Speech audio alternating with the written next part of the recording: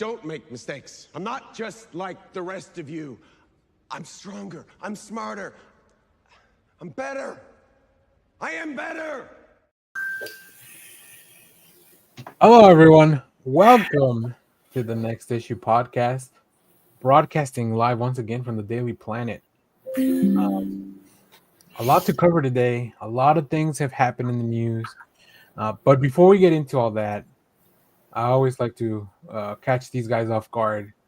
Apparently today, according to the internet, it is the Simpsons Day nationally. Oh, all right. I don't know how or why. But while I look up why and how, I wanted to ask you guys if you have any Have you heard of the Simpsons moments that just kind of live in your head, even if you haven't seen the show in almost a decade. I'm assuming. Yeah, I haven't watched The Simpsons in forever. My favorite episode is the one where they send. I mean, this is like early seasons. This is when they send Bart off to military school, and Lisa wants to go along too because she wants the Discipline. The discipline. And it always kind of like breaks my heart when like Marge sends the tape of her singing "You Are My Sunshine." And I'm just like, every single time I watch that episode. My favorite episode, and I think I've said this before on the show, is the family goes to New York. That episode just has, in my opinion, some of the funniest bits ever. And a lot of those live full time in my head. So, of course, in our family, anytime we have to, order something, I'll just go, oh, God, I'll have a crab juice. Or the other one I use quite often as an educator is I think it's the Lollapalooza episode. But it begins with Homer driving all the kids to school, and he just goes on this rant about classic rock. And then as he pulls up the school, all the kids bolt out, and you just hear him yelling, "To learn more about Grand Funk, consult your school library." And I use that one a lot too. So, That's pretty good. So after some pretty good Googling, I found out that it is April 19th is World Simpsons Day because it was the first appearance of the Simpsons on the Tracy Ullman show was on April 19, 1987. God. So the Simpsons are younger than I am by a little bit. They will be 40 in 2 years, but way more successful and more popular with the kid. Well, I don't know. Are they still popular? I don't know. I feel like a lot of people just go back and watch the old stuff. I mean, as a matter of fact, my daughter said just yesterday, I need to go back and watch the classic Simpsons. So it officially passed the Flintstones like a couple of years ago, right? Making that up in my head. No. I believe it is officially the longest running animated show. Well, there you have it. Happy World Did Simpsons you guys get Day. a chance to go to the 7-Eleven Simpsons, like back when the movie came out? No, I really wanted to.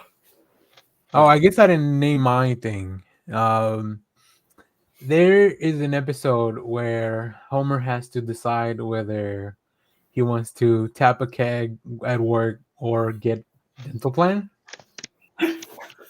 And there's a scene where Homer's just like dental, like he's just in his head is like dental plan. Lisa needs braces. Dental plan. Like it's usually the things that get stuck in Homer's head that kind of come back to me. There's also the scene in Monorail when he's thinking like about he's almost piecing it together that it's a scam, but he keeps up thinking of like what he named the big whatever thing they found in the closet. What are those animals called? Oh yeah, it's the ones you find on the road. Like a, because he names the big one and I forget what it's called. It's like I named the big one Bitey or something. Yeah, right? something like that. Well, the other thing is like I remember that episode watching it in Spanish. So so it's completely different. So that the Spanish name is what's stuck in my Oh, Yeah. what is it? Can you remember? Homer goes, La Grande se llama Cuca. And I was like, what? Yeah. Yeah, but I think the monorail song is very catchy. And the last thing is when Homer can't stop thinking of Flanders in the ski outfit. And it's like, I'm wearing nothing at all. Nothing at all. And yeah. So anything that gets stuck in Homer's head, it's pretty much what's stuck in my head. So when the show's done, I will share all of the Simpsons memes and GIFs that I have saved to a folder if you want. So I mean, I think the Homer in the Hedge is probably the most prolific one I see on a regular basis. Oh yeah. So there you have it. Happy World Simpsons Day. We're very happy to celebrate. Do we want the show to end? I don't know. Maybe it's found a whole new generation of people that are watching. There's a reason it's still on Fox, because Fox is not like, they are not like at all trepidatious about canceling a show or bringing canceled shows back. That's right. So, see Family Guy. Yeah, Family Guy. I don't know. I've been reading that like the past season was really good. Okay. So I don't know, but I haven't watched any of them. I probably need to. I will say, if there's a time to do satire, that it's definitely now. So. Oh yeah. But how can The Simpsons out satire the fictional satire they did years ago that became reality? Like that's the weird thing, right? Yeah, it's really interesting because, like, obviously, all these writers are putting these things together into what they would think would be the most ridiculous outcomes of things, and then the fact that they are happening should give us some kind of warning, or I don't know. It should give us something to think about at least. But anyways, there you go. Go watch an episode of Simpsons. Let us know your favorite Simpsons episode. Shout out to my buddy Kev, who's doing a Simpsons rewatch of all the seasons with a few friends. What an endeavor! Because, like I said, once you get past one of those, like, I don't know, maybe 12 or 13, I feel like they just get really rough. Like, I remember when I decided this is not worth my time anymore, because there's so much other better TV. So, and those must be really rough seasons, because Daniel likes some rough stuff. Hold on a second. We're definitely not going to clip that out of context, are we? Yeah, can we give more context to that? I'm gonna my Tinder is gonna start blowing up. I heard you like some rough stuff. Suddenly, all the Twitch bots enter the chat. That's right. This channel is about to pivot hard. I hear you like it hard. Oh boy. Walk hard. That's gonna be my new song. The Dewey Cox. All right. Welcome back, Josh. Yeah. Hey, glad to be here. Sorry, I've been away so long, and apparently the show really changed without me. Yeah, that's right. Which is shocking, because I usually bring this energy to the show. So. We call that Big Dad energy. You're right. Just to keep Sadly, you're the only ones that do. So just to copy PG. Yeah. All right. So we got a lot to cover. A lot of surprising amount of trailers that are not Star Wars related on a week where StarWars Celebration is happening in Japan. Yeah, I know. I was expecting to be busy this weekend, like with trailers of Star Wars stuff. And there's really nothing. I mean, we have Andor coming next week, and that's still a gift. But if there's any more news that break out of Star Wars Celebration over the weekend, we'll definitely. I mean, I know that they announced some stuff. Are they actively filming anything right now? They should be filming Ahsoka season 2. I think that's about to start. But the Mandalorian Grogu film should be coming out relatively soon, I think. So that I don't know. Pedro Pascal's so busy doing other shit. He's so insanely busy right now. Yeah. And just think of how many franchises are now like hanging on Pedro Pascal. So if I were doing his press tours, I'm like, can we just get all of them over? Like, do I have to do this again? Yeah. Like in 2 weeks for because they The just asked him Mandalorian- about the other things, anyways, right? Right. Yeah, So, like, yeah, let's He do. just- We'll call it Pascal Week. yeah. Wait, They need a I- Pascal Con. Pascal Right. Con. Yeah, it should be like a pre San Diego Comic-Con celebration. Yeah. He's just gonna show up, I think, for every like press event with like layered T-shirts for each thing. So like he takes off the Last of Us shirt, and then there's a Mandalorian shirt. He takes that off, and there's a Fantastic Four shirt, and he takes that off. Just like on and on. Oh no, I put him in the wrong order. This is the Marvel event. Oh Exactly. crap! I have to do Hot Ones 4 times this year. Like, Poor bastard. He's got an ulcer from all the. Yeah. That's 3.5 times too many. They did announce Hayden Christensen's coming back for, is it Ashoka? That's okay, Season maybe. 2? Yeah.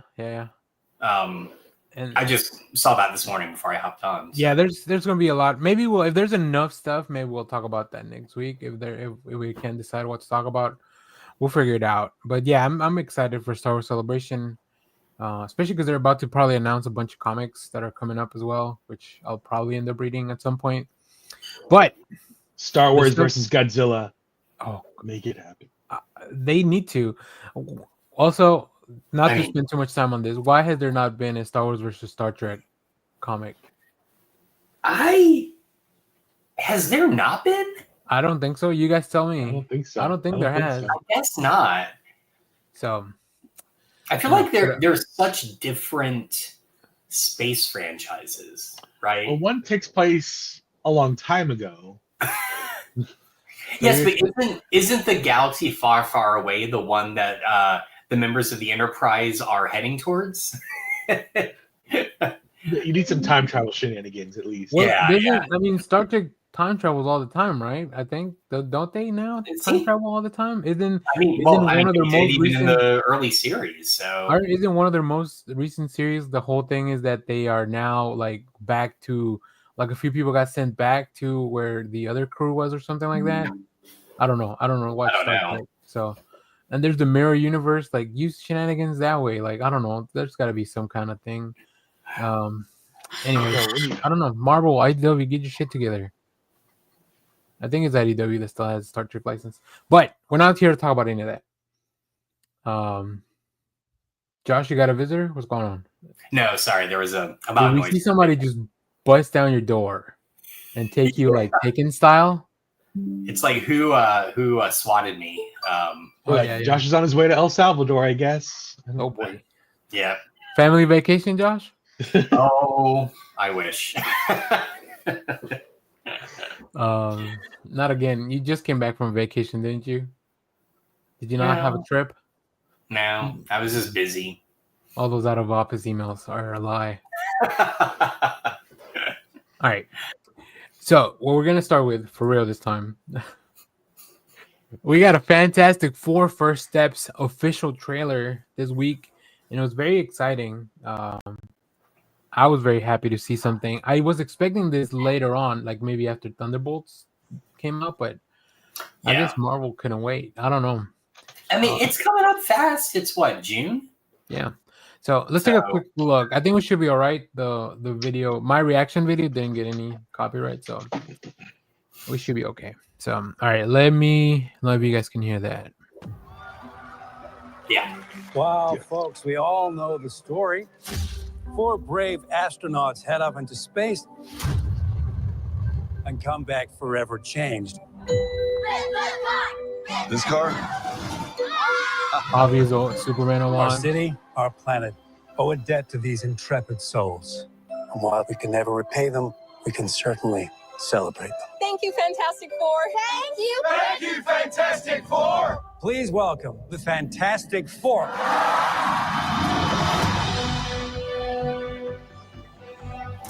Herbie, This just look very comfortable. It looks like he just hugged you. That is fantastic. You're late. What do you mean? What do you mean? What do I mean? You're late for dinner. Yes, we are. You late? I just said that. Are you pregnant? What? You're gonna be the best mom in the world. And you are gonna be the best dad. Just kidding. You are out of your depth. We are gonna be the best uncles ever. We can do this. Nothing is going to change.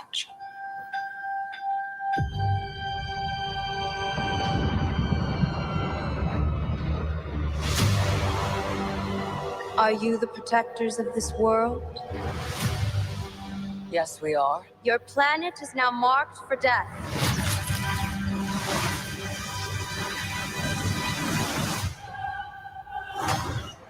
It's my fault. I stretched the bounds of space. And they hurt.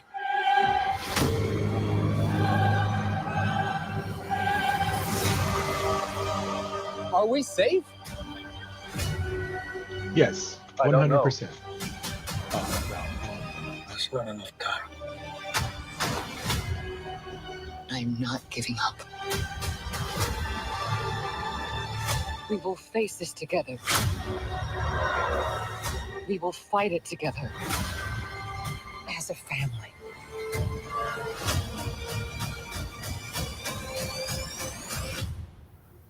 It has to be us.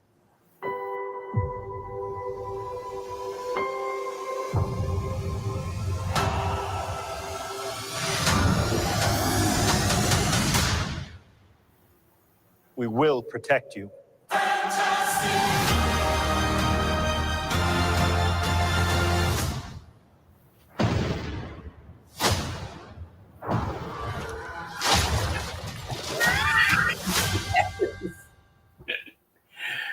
So, other than Michael Giacchino putting his whole ass in this soundtrack, I got a couple of for the rest of the year. I will be going Fantastic Four like the Every rest single of the year. person I bet that walks out of that theater after watching it is doing that. So yeah. So quick questions. So obviously, to me it feels like this movie takes place over a few months because Sue's not pregnant, then she's fully pregnant when the Silver Surfer shows up, and then she's not pregnant again when they have a baby crib and stuff like right. Yeah.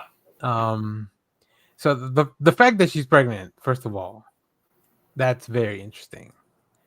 Because I think it's Franklin's the older, all this, right? Franklin's the first. Valeria. Yeah. Technically, Valeria was first, but then because we have crazy writers, Valeria was not ever born. Lost to shenanigans, and then when Franklin came around, he later took Valeria's soul that was in the ether, and then Sue got pregnant, and he like placed Valeria back inside. So this could be Valeria if they. I think it's gonna be Franklin. I mean, that's some comic book shenanigans, but like, but just for those that wanted to know, that is. I didn't know that. That's interesting and crazy. yeah. Now, in the original run, though, they have Franklin after the initial Galactus story, right?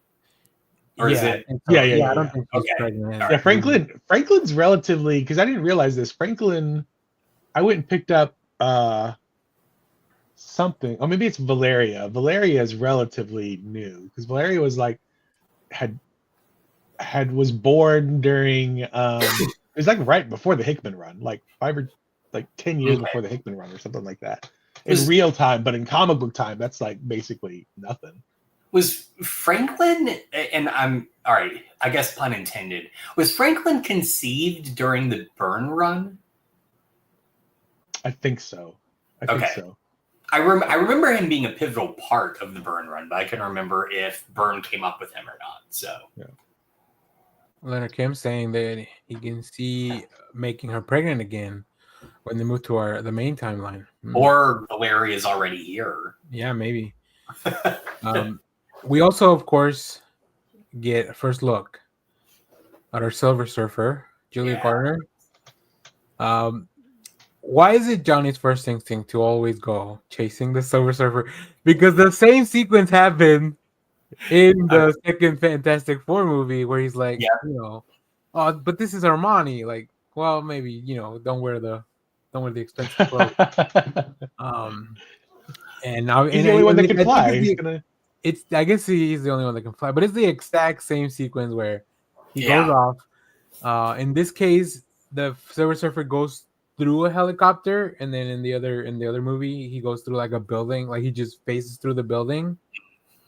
But then when he reaches the Silver Surfer, like either she's too far up high in the atmosphere that he has to turn off. Or I think in the other movie, I don't know if he takes his powers. I don't remember exactly. It's been a long time. But that Johnny, chill out. Don't be such a hothead. Don't be such a hothead. I'm this is like the third time I've watched it, and I think what finally clicked for me is the first time I was like, man, I feel like Pascal as Reed is very reserved. Yeah. But this time what really clicked for me is that it's really Sue who's the leader of this team. And I love that. I love that she's the one that's going to, because even when Surfer shows up and asks the question, Sue's the one that answers, right? Yeah. She's like, yes, we are this planet's protectors. So, and I think another thing that's interesting is that for such a charismatic person that Pedro Pascal is, at least publicly, having to play this very reserved, almost wooden character. Yeah. I guess rubber character, but it's basically less angry Joel. Way less angry though. Like way less angry Joel. Like this Joel has never heard what anger is. yeah. He's so still straight. Is it in between Mandalorian and Joel? Is his Reed? Yeah. Oh yeah, maybe. Or no, I think it would be Reed, Mando, and then Joel, like on the and then Joel. Right. So I don't know. But one thing I also wanted to ask, so we know the first meeting of Galactus ends with them using the what's it called? The cosmic nullifier or whatever, with that gun that he'd make. Are they gonna save the world? Is this what this is? Is this little thing that he's trying to put? Oh, interesting. That makes sense. Yeah.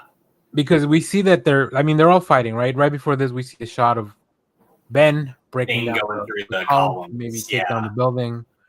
And then I think Sue is, Johnny's flying off. I'm thinking this is all from the same sequence.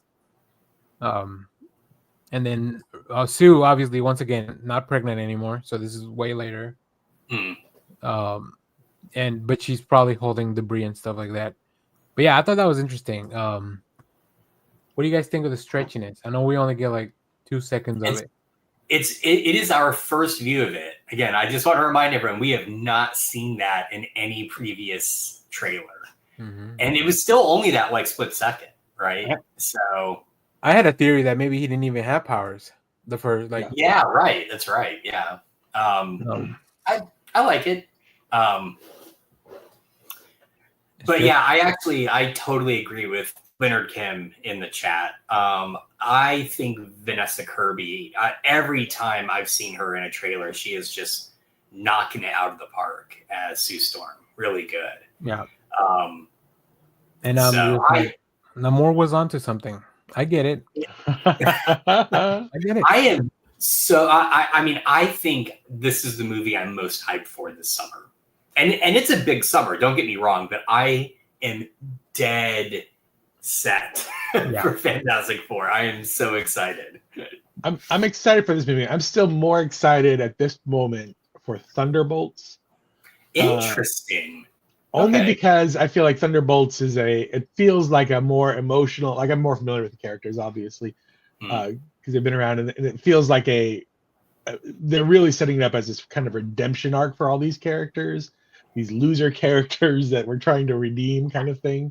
They're impossible odds that totally mismatched, and so that kind of arc intrigues me more. And then every single one of those trailers is just geared to my Gen X ass. Just like throw all the songs at you, kind of thing. Yeah. What was the last? Oh, I mean, we'll look at the trailer. Well, actually, we'll look at the latest Thunderbolts trailer. But they used the Queen song. They remixed a Queen song. Oh, that's right. That's right. And how about all these Superman references? I feel they're very. I even mentioned this on my reaction video. Like, this is an homage directly to Action Comics #1. Yeah, true. Like I know. Look at all the other cars that he could have lifted. I guess this one's the easiest one to lift, maybe. But that's one of the kids were saying, lift that car, lift that car. We saw Superman lift that one. Can you do it? Yeah. I do also like that this film seems to be, so it feels like rather than it being Reed is upset about his mistake affecting them, particularly Ben, right? They look like they're beloved in this universe, which is fantastic. But it seems like his science, like what he's mortified by, or I guess like what is gnawing at him, is that I guess whatever scientific stuff he's been playing with is what's brought Galactus to this planet, right? And so I just like the idea that like they're going to take that kernel from the original story of what drives Reed, but kind of play with it a bit. It's not just the standard, I'm sorry, Ben, you're a rock monster, I'll fix you, blah-de-blah-de-blah. So that lame old chestnut. That old chestnut. Now, speaking of Superman, I know it was Superman Day yesterday, but there's still the scene where I'm trying to pull the screenshot here, where he's towing the boat, and I'm like, like that's from Man of Steel. Like Clark did that too when he had to rescue the boat or whatever. You're right. I totally forgot that. So I like that though. I like that in this iteration, Ben. It feels a little. I mean, from what we've seen so far, I don't know, and you know, he doesn't feel like an outcast as much. Like, you know, the kids love him, and maybe I'm sure there's gonna be a scene where there's like somebody makes a rude comment that just he overhears. Yeah, like, how could he live with? Or you know, well, there is that shot of him in the overcoat and the hat, looking at the TV through the window of him when he's human. Do we think he's going to meet Alicia in this? Right before she gets eaten by Galactus. I would think they would wait till. Well, so to go back to my Thunderbolts Fantastic Four thing. So we know they're both leading into whatever Marvel has going forward. Yeah. There's something about, and so we all, I don't know, but there's something about this movie, the Fantastic Four, that feels more like a fall from grace story, because the structure seems to be they're everything's peachy keen at the beginning of the movie. Hunky dory. Shalabal shows up and she's like, "We're gonna murk your planet in like a year and a half or something," because it looks like she flies off, and then they spend the middle part of the movie trying to figure out how to stop it, and then the climax of the movie is Galactus shows up. Oh, maybe so it seems like this is a fall from grace story, and it ends with them being thrown into whatever multiverse Marvel bigger thing. So I'm like, this feels like it's going to be like a bummer, kind of like this is going to be like the Infinity War Avengers movie where they end up losing at the end, and then we have to see how they, then they go on to perhaps another loss before they get, to whatever Marvel is going to do. Well, that was Richard, who owns the comic shop I go to, that was his theory, was that maybe he said, I think what's going to happen is they lose in this. Like Galactus destroys his planet, and then maybe that's what brings them into the MCU. So now, Infinity War was a bummer unless you were rooting for Thanos. Yeah. Just saying. If you're rooting for Galactus, you're in for a good time. Hashtag Thanos was right. Hashtag Galactus was hungry. The only thing I wonder is so you see Galactus walking like down the street at the end. I need to know how wide streets are, because whenever I see this, like with Godzilla or something, and I think about myself walking down a narrow like an aisle in the shop or something, I'm like, they've got to be knocking down like with your arm movements and stuff. I'm like, how wide are these things? Because it seems like he's kind of like shuffling like this. Like, as long as his legs can go through the skyscraper, I don't think the skyscrapers make it to his waist. So as long as his arms are free to swing above the buildings, as long as you think he's walking like this? He just gotta walk like with his legs together very closely. Yeah, he's like walking with his arms up, like kind of like scooping past. Like, or maybe he just doesn't care because he's about to eat the whole planet and just like knocking buildings down. So I think you both have hit upon what will invariably be the end credit scene, which is Do the Galactus, and it's just a dance number about how he moves through the city. So I do hope that they have behind the scenes footage eventually, and it's shot kind of like Godzilla, where it's just Ralph Innes in a giant Galactus suit with a bunch of models around him, just trying to walk through. Oh, that'd be amazing. Galactus just wanted some Barrows. He heard it was a New York's favorite pizza chain. Yeah. I'm He just here wants for to play a Star place. Wars. Yeah. All right. Well, there's our. I mean, we're definitely gonna be talking more of Fantastic Four, but at least Nope, this is it. this is it. Oh, We're never going to mention it again. Ooh. All right. Well, maybe we'll have to replace Jeff on the podcast. Jeff's gonna start a competing channel where he will never ever talk again about the Fantastic Four in any iteration. That's right. So, all right. Well, on top of that, not to Superman Day just happened on April 18th, as we discussed and all in length last weekend. To prepare everyone to go to the shop and buy a bunch of stuff that you probably don't need, but it's really cool to have. So is Superman Day the day that Superman premiered in whatever Action Comics or whatever? It's the day he arrived on Earth. No, I'm just kidding. Yeah. It's the day Action Comics #1 came out. So Action Comics came out the day before the Tracy Ullman aired the first. Yep. That is true. Simpsons. Yeah, I mean, not in that order, but sure. No, it was consecutive days, Daniel. It was a big time. Okay. So you're saying that it was Superman Day, then Simpsons Day, and then somebody discovered weed back to back to back. Yeah. It's just Jesus came back for it. Jesus was like, "Whoa, Superman, The Simpsons, and weed. I'm gotta come back." Well, it is just like Valeria, right? Yeah. She technically comes first before Franklin. That's right. Yeah. And he's gonna be like, "I already missed the first night of WrestleMania. What?" Spoiler. Yeah, like he's just like, spoilers. No. Why did I oversleep that extra day? Cave gets terrible reception. All right. Let's pivot to Superman. To have a nice little Marvel DC sandwich. We'll end things with the Thunderbolts, since it's the closest thing. We got a behind the scenes look at Superman for Superman Day, where James Gunn and the team, and we see a little bit of that. So let's take a look at that one. I haven't tried this one, but I think it should be all right.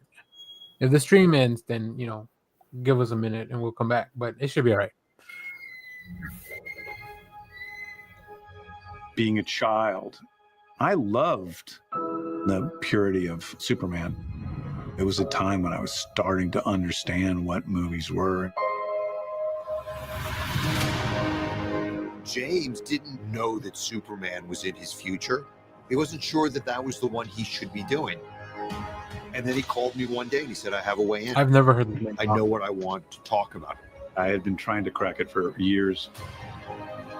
This character's noble and he's beautiful. We just finished day 1 on Superman. It's been a hell of a week at the office. His scripts are so unique, his stories, they're heartfelt.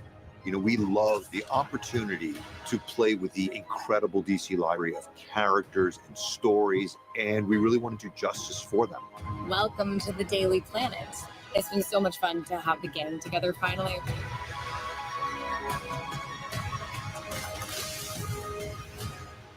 I wear my trunks on the outside of my pants. Like, it's liberating. We should all do that. James, in his stories, he does it with heart.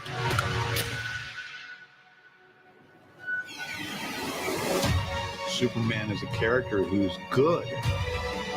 Who is filled with hope. He saves people because it's the right thing to do. We could use a little bit more of that. Superman was my original superhero, and it started in comics, and I think it's going to be a game changer. This is the beginning of the future. They are launching a new era right now. It's the beginning of a whole new adventure and a whole new universe.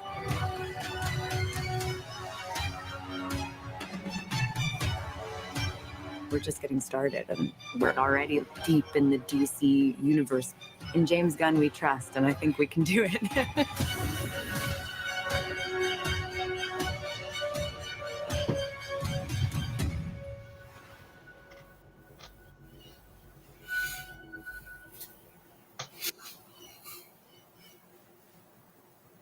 That's pretty good. Pretty good. I think my main takeaway is that I think Rachel Brosnahan is as good at casting as Vanessa Kirby is. Like they just really nailed it with both of them. Yeah, I will go one step further. I think she may end up being the best Lois Lane. Always having a one up me. Can't just okay, here's like I really enjoyed that when I first watched it. Here's my concern. Uh-oh. Have you noticed we have only ever seen the same scenes from the first trailer over and over and over again? And I say concern, I think James Gunn is playing his cards really close to his chest on this. I think there is a lot he does not want to show. Yeah. So anyway. I think they're saving any big reveal for the next trailer, probably Comic-Con or something like that. Yeah. Because you're right. We've seen I mean, even at the beginning when they're walking, you see Metamorpho in the back. Mm-hmm. That's the scene probably where they're in those glass cages that we've seen from the teaser, right? Yeah. Where Superman punches his way out. Lex is only wearing that same suit that we've been seeing him wear. Mm-hmm. Very cool that they actually went somewhere cold, I guess, to shoot this. That was cool. I was thinking like you just build a set for that, right? You don't right. You don't have to go to the Arctic or whatever. That poor dog. I know. Whoever's playing Crypto. Actually, I feel bad for probably Sean Gunn all in his little white and his green outfit mimicking the dog movement. So yeah, right. Oh my god. So, I thought Josh's big problem was going to be like not enough neck snaps. Yeah. Well, I like what James Gunn has to say about why he like Superman and who he is for him, and not just him, but like the cast. Like he's about hope and helping, and like that's what I like about Superman. Of course, I want to see him punch stuff, but that's not why I keep reading Superman. Yeah, I feel like I'm kind of taken now with what you said, Jeff, earlier about how Fantastic Four may be a downer of a movie, right? And I wonder if these are going to kind of play off each other in that way, because this film feels very much like, as they were saying, about like hope and like kind of raising things up. So this one might start low and get us high. Right, exactly. Yeah, because this movie feels like it's a world. I mean, it's already a lived-in superhero world. Yeah. But I think we already know that a lot of the superheroes work for who's it, Maxwell Lord or somebody? I forget who it's. But it seems like more of a capitalist, we're all in this for ourselves universe that DC is kind of set up. Because we have like hints at Amanda Waller, and I haven't watched Creature Commandos, but there's that kind of like government cynicism that is there. Yeah. Pre-built into that universe. So Superman shows up and he's like, no, I'm going to help all these people. All these people need help. I'm going to be the first one to take the initiative onto myself, that without, profit or whatever, like there's nothing in it for me other than really I'm to help people. Yeah. I do love seeing Frank Grillo because he's obviously Rick Flag Sr. So like, I don't know. I feel like this is the first time we've had a character introduced on an animated thing that moves on to the same universe, right? In live action, obviously we have Harley Quinn, right? But that was not the same universe because she started in the cartoons and then went into the comics and finally got a bunch of live action stuff. 2 different Harley Quinn adaptations now, with obviously Margot Robbie and then Lady Gaga, which feels like a lot more than I would have figured for Harley, but here we are, popular character. We did get a Captain Carter introduced in the animated first. Then that is true. Oh, was she? Yeah, she was introduced in What If first. She's in What If season 1, and then she came in. Yeah, that's true. But take that.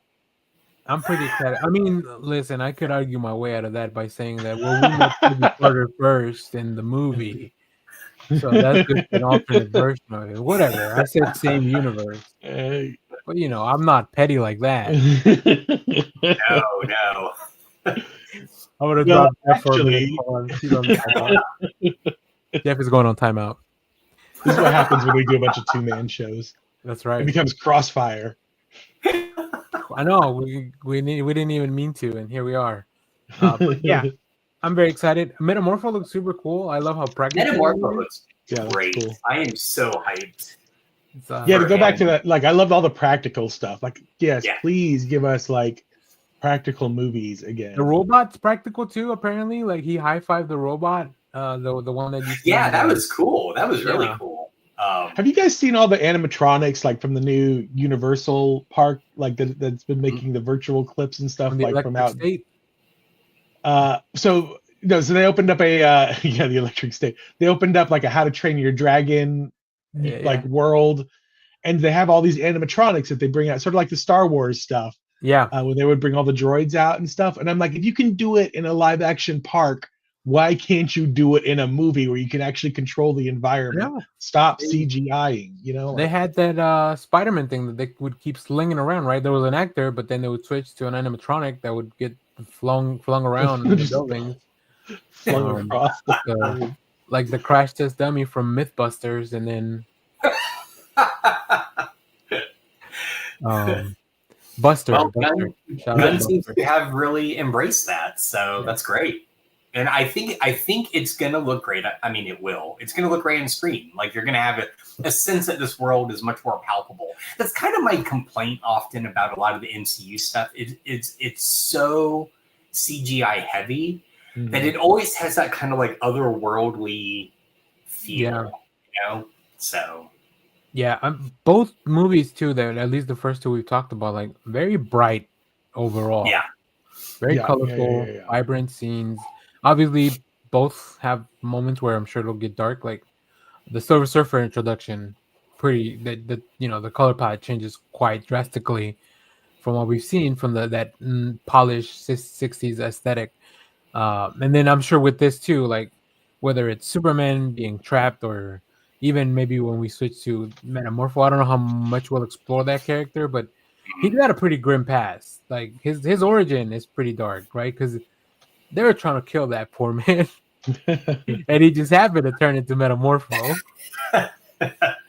I still wonder if ultimately the end of the Superman story is going to be him getting depowered or choosing to be Clark Kent and human, right? Because why else introduce all these other characters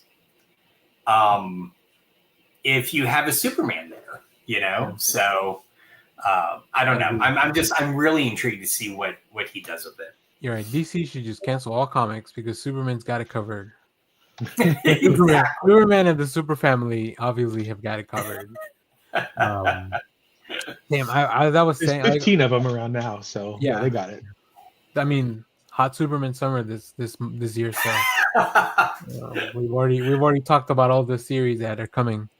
What do you guys think that there is one? So we kind of talked about how Josh was like, we've seen a lot of the same footage over and over again. Yeah. What do you think is the biggest thing, like they're holding back? Do you think we'll see a Batman? Oh. I wonder if we'll see like a Batman, but if it's just like the arm, because they haven't like cast him yet, and you just see like the little bat wings on the arm. I mean, so who voices him in Creature Commandos? No one. It's just he like shows up in the background. It's just you just see him on top of the roof. Okay, all right. So and then you assume that he kind of like in the Suicide Squad, where you never really. In the when he catches Deadshot, you never really hear him talk. He just catches Deadshot and leaves him there. Okay. Same thing. The assumption is that he just catches Dr. Phosphorus and then leaves him. Okay. So we know he does exist. So maybe that is it, right? Since they seem to be setting up the JSA, what if we get a Starman? Which one? We all know which one I want. I wonder which one is James Gunn's. Maybe I'll See, maybe that's what I'll I'm take him a wondering. thing on Blue Sky to see which I Starman. feel like it's got to be Jack Knight for It's James. got to be, right? Because It's got to be, I right? think Yeah. he's a contemporary of Josh. He's basically Jack Knight himself. Yeah. Also, it was funny. Like I had never heard Peter Safran talk until this video. Neither. I didn't even know what he looked like. I knew I what know he his looked like because I yeah. remember making videos when all the news came out. But and the last thing I'll say is when I was talking about Metamorpho and his origin, I was like, what if somebody makes like a Metamorpho origin story in the style of The Fly? And I really got excited about it, and I don't think it's gonna happen. But I'm like, damn. Well, I wonder if that's what Mike Even White's Cronenberg's Metamorpho. Clayface is going to be, something like that. Yeah. So that'd be all right. cool. Any final thoughts on the behind the scenes Superman stuff before we move on to the last? No, I'm excited, but I kind of feel like I'm glad they put that out, but I watched it and I was like, all right, I'm not seeing anything new. They put it out because it was Superman Day, and they're like, well, we got to do something. Yeah. But it's cool. I do love behind the scenes stuff, and just seeing all the practical stuff got me really excited. Anyways. Yeah. All right, let's move on to the last thing. Well, the last trailer, and we'll talk more Superman, regardless of whether Jeff wants to or not. Will we? The only time. Never. Patreon. Never again. Get on Patreon and tell Jeff he's wrong. You want request more Superman content because there's not enough out on the internet. It's not like the past 2 days have been inundated with Superman stuff. Can I just, before you start it, say something? Because I had to look it up. Something real quick that struck me in the Fantastic Four trailer. Sure. Did you guys recognize the host of the show? That No, who is that? It's Mark Gatiss, who created Sherlock. And he is British, but is, again, like most British actors, doing a pitch perfect American accent. So interesting. I don't know. I don't know exactly what this one maybe about the Superman comment, but I agree. All right. Carlos tells Jeff to go suck it. Yeah. The one thing Jeff was not wrong about is that we should check out the final trailer that we got for Thunderbolts. This is the third. I was busy this week making videos, guys. Like, we don't even have time to get into 28 years later, because that one will definitely get us kicked off. I do have that one. Anyways, all right, but let's check this one out. Hopefully, this one should be all right. I don't see a thing on the previous video, so all right, let's check it out. Last trailer for the day, and then we'll move on. Elena means a hero. There is no higher calling. Your sister understood something about that. I should have come back for you. I'm gonna watch this before Thunderbolts again. That's just a fairy tale. I like how they're shooting Bob. Yeah. I was in high school when the Avengers came. Kind of strange that it's all over now. Let us No know one's if you were in coming to high save school the when the day. Avengers. I was 47. I think we when the Avengers showed up. We can be the ones that are coming. But you have the wrong people. We have all done bad things. Look, I've been where you are. The past doesn't go away. So you can either live with it forever, or you can do something about it. I am a void. God, this is gonna wreck. You can't outrun the emptiness. I see your Galactus and raise you a void. That's gotta be Scarlet Witch, right? Scarlet Witch. We all have things that we regret. But I have so many.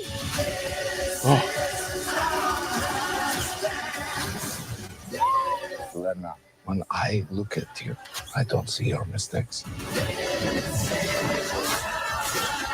That's why we need each other. We can't stop him alone. No one can. But we can find a way. together. Marvel Studios Thunderbolts. Under pressure. Damn. So Perfect good. song, really. Yeah, it really is. Oh my goodness. I still I'm hanging so much on that asterisk. I think by the end of that film they are the Avengers. I would love to see that. I would love to see that because it's like very cool in the context of the film. Also, like just in the context of the comics, it's really funny because it's very meta, right? Because it was the reverse. Yeah. Yeah, just man. So like I don't even know where the story's gonna go. Like it feels like every trailer makes me think like, oh, maybe the scope is a little bigger than I thought, or like, and then it shrinks it back down. Yeah. Yeah, I don't know. We got 2 nice shots of Ghost actually doing something, which is cool. Right. Yeah. We're really not seeing much of Taskmaster anymore in these trailers, are we? Yeah, I feel like they finally give in and they're like, fine, she's gonna die. Yeah. You figured it out. You and your 20,000 video breakdowns figured it out. I wonder how Val's gonna play into the whole thing. I feel like she's a little more involved than the trailers are making us think. Yeah. And I also feel like they're just showing us the first part, like because there's a shot in here of it looks like the Void is sitting on a medical table, and there's 2 shadows. So he already like shadowed 2 people in there, but he's just sitting there, and I feel like maybe that's when he reverts back to Bob, and then they're like, oh shit, we got to figure something out, right? Mm-hmm. I don't know. I haven't read enough Void comics to even try to make sense of it. Like I've read a lot, but it's always been like how he kind of erased this history to like keep the Void at bay, which is a really cool concept, like overall. You should actually go read those. I think there's like the Century Versus series, where it's a bunch of one shots like the X-Men, Fantastic Four, and they each explore like how the Void has relationship with them, and then how he had to erase it to protect the world. So go ahead, Josh. Go ahead. Well, I was going to say, so, what I find intriguing is if you think back to the very first trailer, or like the teaser trailer. Yeah, totally. Remember, it felt like a heist movie. And so I wonder if what happens is Val puts this team together. Their first mission is to go get whatever is in that thing, which clearly is Bob, right? And then it just unleashes something way bigger than any of them think. Do you guys think that U.S. Patriot is going to have a moment where he meets with old Cap? No, I don't think so. But I think maybe Bucky is the one that has a heart-to-heart with him. Yeah. What I was gonna ask is if you guys think Red Guardian's gonna also die. I think so. I think so. It really feels like every trailer I've seen is like it's preparing me to say goodbye to this man. Even if they showed the chair, right? Even though David Harbour's chair was in the video for Doomsday or whatever, it really. Oh, it was, wasn't it? Yeah. All the Thunderbolts except Taskmaster were on the video. But we don't know anything like what that means exactly. Yeah, exactly. It's actually. Oh, what other movie was David Harbour in? Was he in The Punisher? Was he in one of the Punishers? I keep going back to watch old superhero movies, and then I'm like, oh, David Harbour was in this too? See, I'm not aware of him before Stranger Things, so... Oh, okay. Yeah, no, it's usually from going back to watch old things, and I'm like, oh, David Harbour was a big character in this. He's a big character in A Working Man, that new Jason Statham movie. Hal Sparks is in this Spider-Man movie? Yeah. I did watch Spider-Man 2 recently. Still a banger. But I saw that, yeah. Yeah, I'm very excited for it. Okay, so I guess now that we've looked at all 3, let's rank them. How excited we are for each one of those. I'm going to throw it. Does anybody have a thing? If you're ready to rank them, go ahead. Because I don't. I need to think. So emotionally, Thunderbolts is my favorite. I'm most excited for Thunderbolts on an emotional level. On a brain level, I think Superman and Fantastic Four are equally important to their respective production companies. I mean, they were trying to launch a universe with DC, and we're trying to save a universe, a floundering universe with Marvel. So I think they're equally important in that way, and I think they're both their big budget whatever movies. But I guess because I'm so focused in on like the meta of those movies, like how important those are, and like Thunderbolts is its own little tiny little thing that kind of like, I don't know, I've been with those characters or whatever for a while. Like I am emotionally most excited for Thunderbolts, then probably Superman, then probably Fantastic Four. Okay. Josh? Wow, I am the exact opposite. I am Fantastic Four at the top, Superman next, Thunderbolts at the bottom, which doesn't mean I'm not excited about it. I'm going to go see it. The others are such high level, like peak. Yeah. These are all like 1A, 1B, 1C, right? Exactly. I will. Let me read this comment before I give you my ratings. I think we're being played. No one's dying in the Thunderbolts. Leonard Kim, I hope so, but I feel. I mean, Taskmaster is definitely dying. Like, there's no way. If they do the reverse and they've edited out Taskmaster out of the background of these shots to act to trick people into thinking they were dying instead of hiding that they're in the movie or something, that'd be really funny. It would be funny if Taskmaster makes it all the way through, and at the very end of the movie, he's like, "I'm retiring." And that's why they're just not in any more movies. To have a regular life finally after all these years after Budapest. I feel like, but like that's kind of what Guardians 3 was. Guardians 3 was nothing but we're going to kill off every single one of those characters that they kept, like teasing. Rocket, you thought Rocket was going to die, and then everybody lived. Everybody lived in the. I mean, they killed all his friends. That's still pretty messed up. Yeah. Yeah, but they kill Rocket. All those friends are just, who cares? I think a little part of him died that day. But my ranking, oddly enough, I think Superman is the one I'm most excited for. Like, I didn't realize how much I love Superman until I was like, oh, he's back. And then Thunderbolts, just because we've lived with these characters for so long, like I'm more emotionally attached.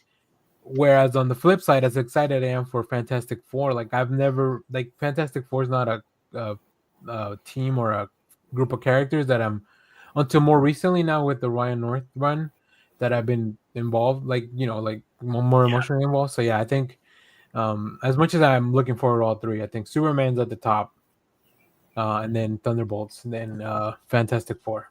So. And this will probably be. I'm also like excited because this will be. Well, we haven't had like a great Fantastic Four movie, I know. We've had the first ones are, I think, by default the best. Not the Corman one, but the Corman one.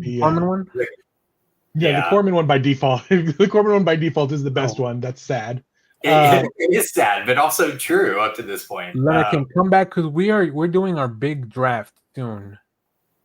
So you'll see who's very excited for Jurassic Park. I mean, I love Jurassic World. Park. So like I'm always excited about more dinosaurs. But yeah, come back. We'll definitely talk more movies for the summer and the rest of the year in the next few weeks. I can say you both make great points about your ranking, but you're wrong. Oh. And that's just all there is to it. All right. Well, so it is written. God, am I watching the Ten Commandments like I used to when I was a kid? That would always have them on TV on Easter weekend for some reason, even though those, I guess I don't know why exactly. Maybe those were the ones they could get on the channels on the. Yeah, I feel like they were pretty like not public domain, but because that's not the story that's happening on Easter at all. So I don't think they had like is there an Easter other than the Passion, which didn't come out until whenever that came out? Oh god, that was like early 2000s, right? Yeah, but I don't think there's an old, very well known Easter movie. I won't go back. Well, there is Hop.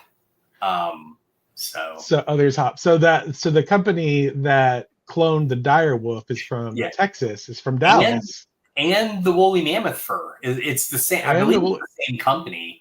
And so was I the only one that saw those? And then my immediate thought was the scene from Fall of the Mutants where they fight dinosaurs at the Galleria. No, all right. So my thought was, if we ever have a Jurassic Park, it's going to be a hunting park because it's in Texas. So that is true. It won't be come and see the magic of the dinosaurs. It'll be hunt the dinosaurs. Next to Schlitterbahn, you can go hunt dinosaurs. Yeah. And also because it's Texas and our current political environment, they will also have the most dangerous game at that hunting park. So, yeah. They're going to mutate the wild boars in Texas. I don't know how to follow that up, so I'm going to skip right over it. You're welcome. Let's talk about the stuff that we've been watching, reading, getting into for the past week. I think we got a bunch of stuff. I was looking at the notes. Yeah. I think we're coming hard. So let's go in reverse order. Jeff, why don't you kick us off with the things you watch, and then I'll end, and then we can go back and start comics that way. Sure. I won't get too much into it, but I did finish up the season, whatever season this is, of Daredevil, Born Again.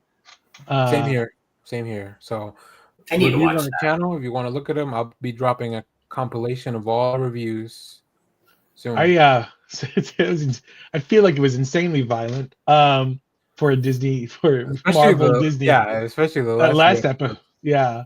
I was like, wow, I guess I appreciate them going that hard. I don't know if I feel like that's almost overdoing it, like for the Marvel universe kind of thing, for the MCU. Anymore. I will say the thing that I find the most unbelievable out of the last, 15 years of the MCU is Wilson Fisk implementing an 8 p.m. curfew in New York City.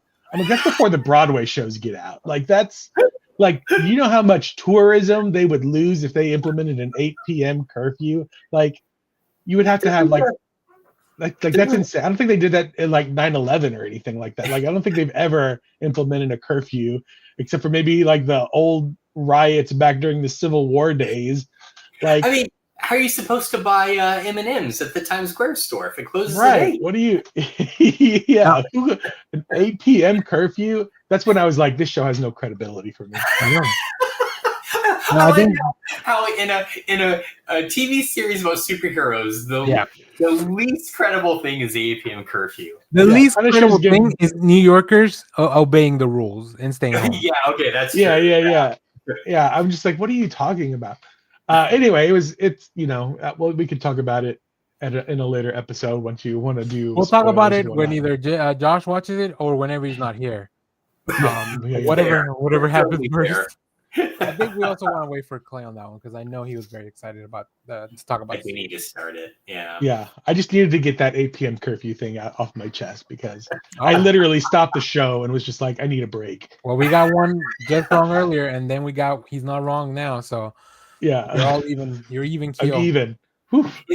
Is the exact moment you stopped it when that one New Yorker is like locking up his shop and he goes, "Can't you see I'm curfew in here?" Right, exactly. I was with you. I was with him. He was like, we're going to implement. We have this, our new task force. No more superhero, zero tolerance. 8 p.m. curfew. I'm like, what the fuck? No. The only other thing I watched this week really was I started watching my Samsung TV. The Samsung televisions have like their own little digital whatever app. Oh, okay. I was like, yeah, big brag over there with the Samsung. And they have all these like live shows, and one of them shows one of the channels is nothing but the television show Leverage Redemption. So do you remember the television show Leverage with it's like Ocean's 11? Yeah. So it came out after Ocean's 11 with that guy from Angel with the long hair. Yeah. It's a cast of just like character actors that you've seen in a bunch of stuff. And they all like are thieves or people that can hack systems and whatnot, and then they do bad things for good people, whatever. They do like heists every single every single episode, like Thunderbolts. But it went off the air, it quit, and then they brought it back. So this is its I don't know, renewal, whatever. But Noah Wyle is in it. So Noah Wyle is in this show, and this is like a B-level show. Wait, I thought that was the Librarians. So he's also in the Librarians. So this is a Devin, which is also coming back, I think. And he's also in the Pit. So I'm like, how is Noah Wyle is like all over there? Like he's as busy as Pedro Pascal. Big year for he's the Pedro of regular television. Yeah, so he's in the Librarians, and this show that is still on, the Leverage show, which is also about to come back for a third season on Amazon. Yeah. And then and then the Pit. Wow. So yeah, he's super busy. Good for you, Noah Wyle. Anyway, that's all I've been watching. Did you finish Matlock? No, I think it's not the final. There was a 2-hour finale this week, so no, I still have to watch the finale. Oh my goodness, Jeff, get on it. Get on it. Matlock needs you. I want everybody. Sorry, Maddie. Matlock. We need Josh to get a Paramount Plus membership if he doesn't have one. I have it. Okay, good. I just never open it. I mean, it doesn't open, so it's not really. Yeah, exactly. The app is ass, so that's why I never watch any Paramount stuff. Okay, Josh, what did you watch this week? Yeah, so for those following along, we finished Preacher. I am not a fan of the ending. We've been having a lot of discussion here in the house about that ending because it just yelling at each other. It was good, damn it. Like okay. So it ended, and we were conflicted about it. And then, like 2 days later, I get a text from my wife, and the entire text is, "I actually am really mad about the ending of Preacher." So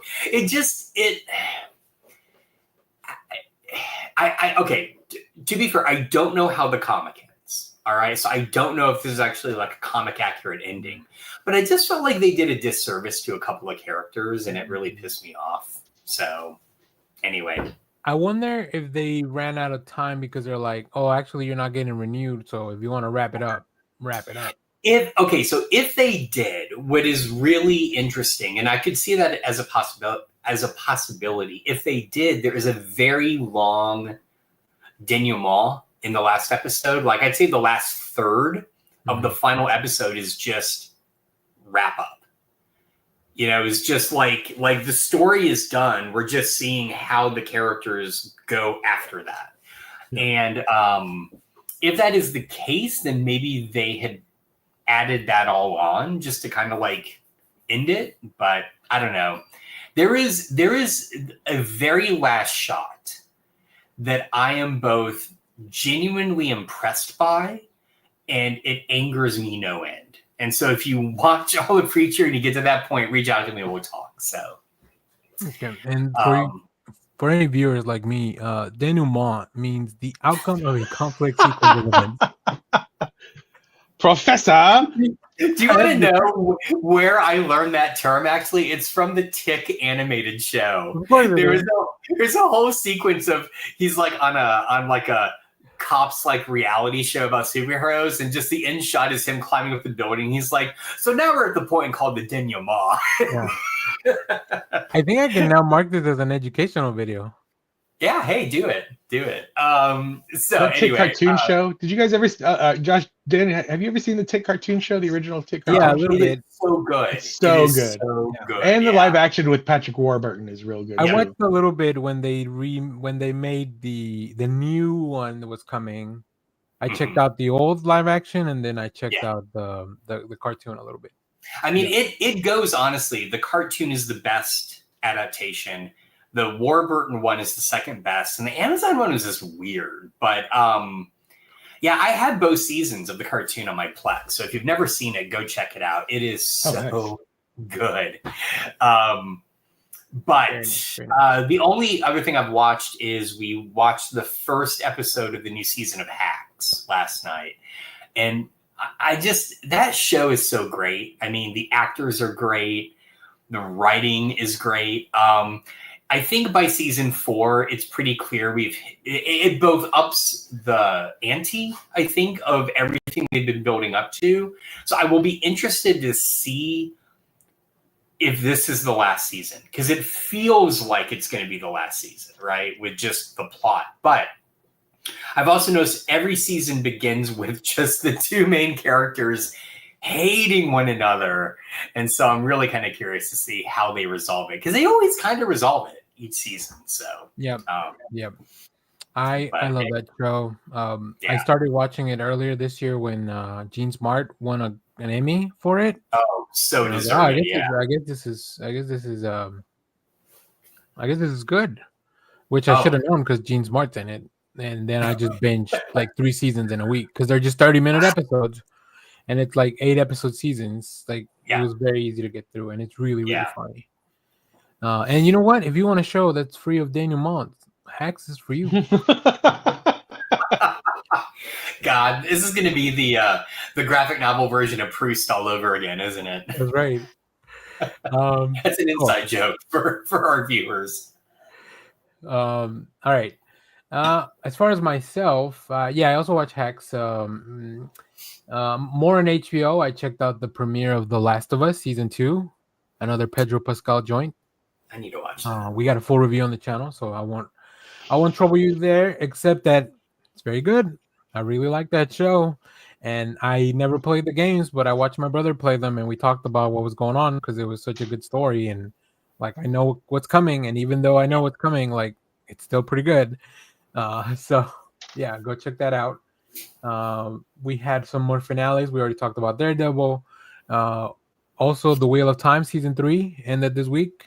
We got a bunch of videos on that on the channel. I'll also drop a big compilation of all that later on, but I really liked it. I think this is the best season of that show. I think readers of the books have already said in like the comments of the videos that this is the best season of the show.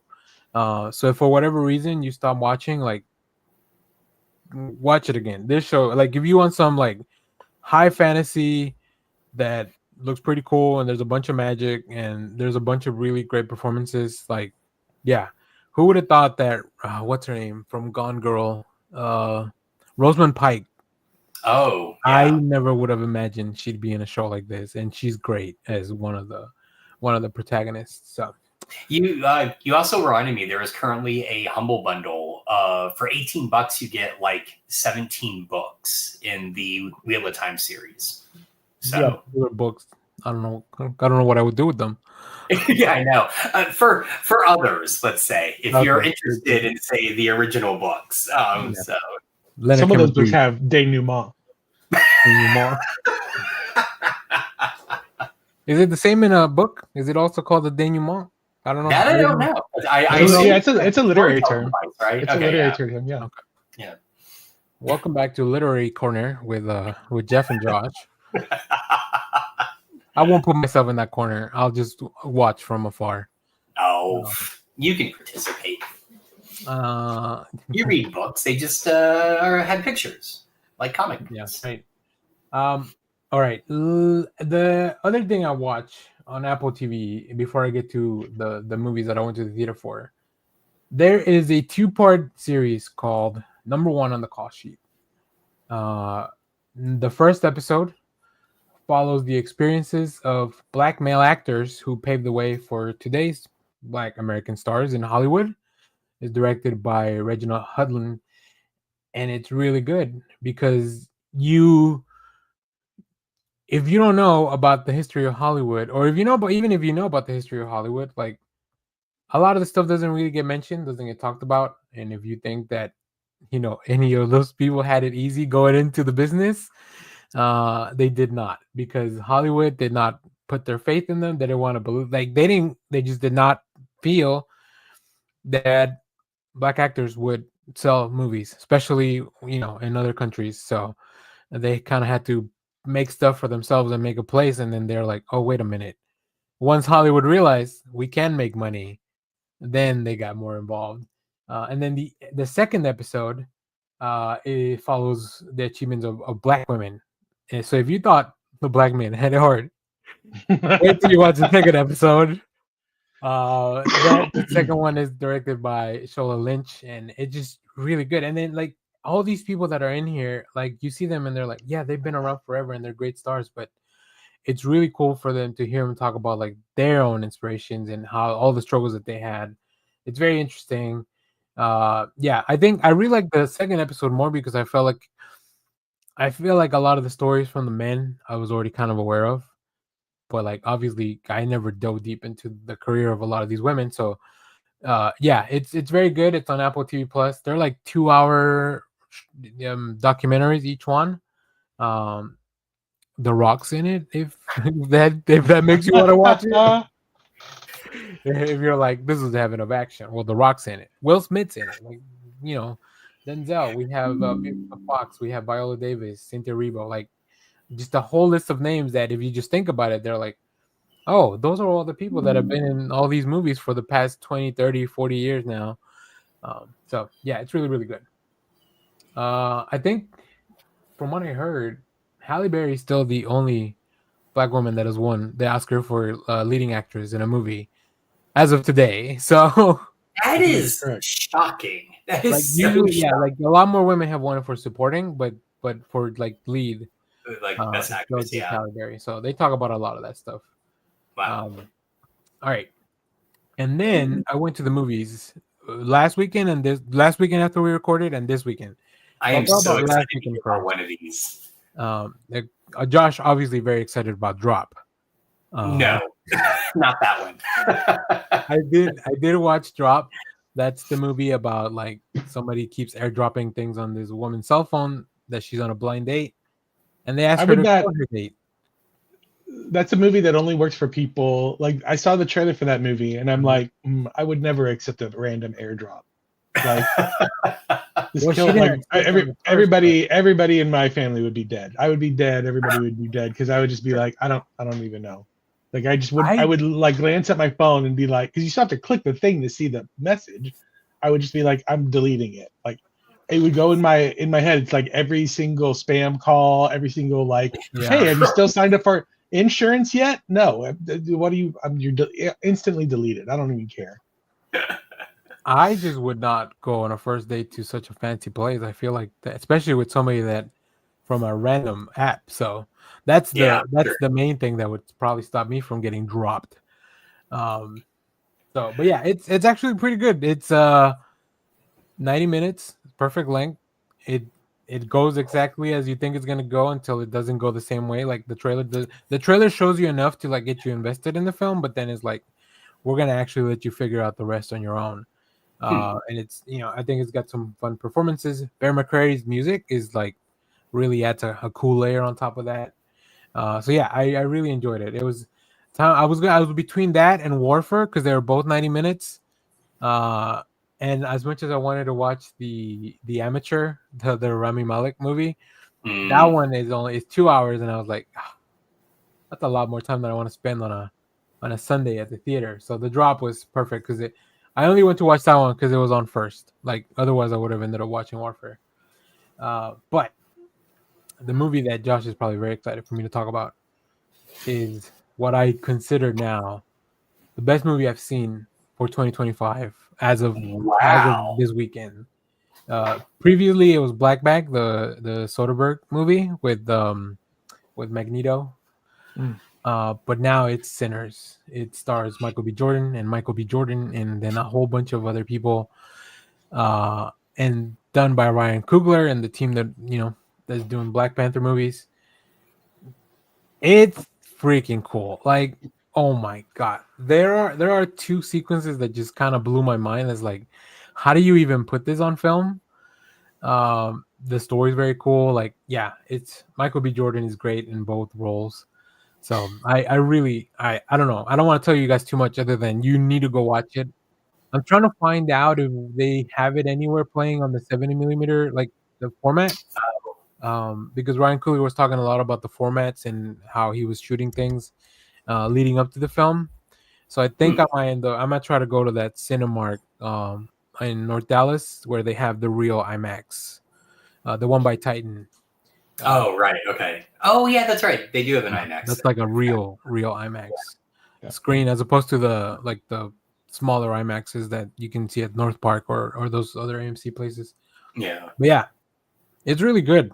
Ludwig Göransson does the music, same from Really? Mandalorian. Oh, that's yeah. cool. And and from Black Panther and Wakanda Forever. So like they got a good team. Ryan Coogler's got a good team. Like just like everybody that's involved in these films, they know what they're doing.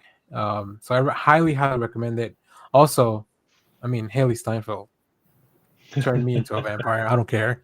Oh, I didn't know that. That's cool. Yeah. She's great. She's great. So it's really, really cool. Visually, the story, just everything works. It might be my first 5 stars of the year. I'm still debating. I'm still noodling. So we'll see. But yeah, that's all I watch this week. Pretty good stuff. And a lot of good stuff that's coming. But the movies are gonna get insane from this weekend on. As far as having to go to the theater. Okay, let's move on to. Why don't we start? Let's go back to Josh for comics, and then we'll do Jeff, and then we can jump in because I'm sure we have stuff on our list that's the same. So we'll start with Josh, and Jeff, and then I'll finish it off. So Transformers number 19. Yes. Got the bright pink cover because it's cool. Megatron issue. Yeah, so this is the Megatron kind of backstory that I think we've been waiting for. I'm still, man, I don't know. I really like this book. I like what Johnson's been doing with it, but it really needed more of the G.I. Joe approach, which is it needed these like little subtitles, right, to be able to flesh out the bigger story. There is a really cool backstory component here about Megatron's transformation, which is kind of cool, and is probably a little bit of contemporary commentary, which I thought was kind of nice. So I read that. I think the stuff actually, well, I'll get to that in a second. I'm kind of catching up on a few old things. I'm so far behind. I picked up Red Sonja Attacks Mars, number 1. First off, did not realize this is a sequel. Apparently there is a Mars Attacks Red Sonja miniseries that this plays off of. Man, this has everything that should appeal to me, and I was just meh.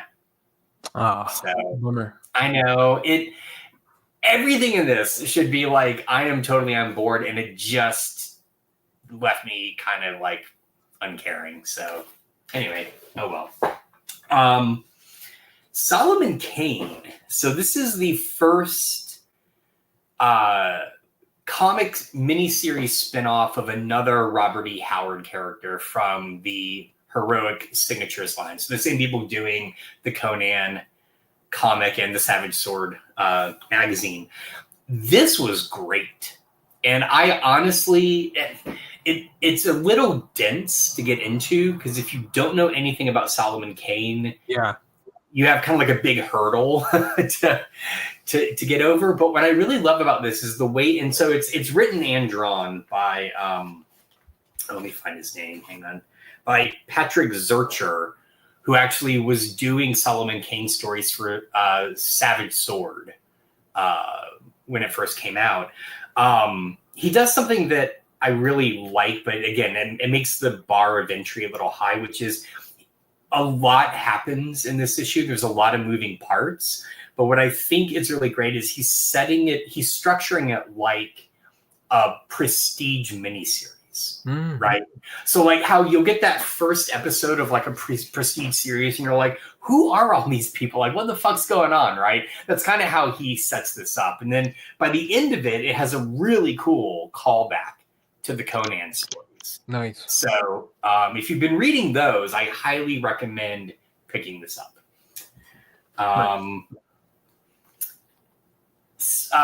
Speaking of what came out this week is Conan the Barbarian number 20.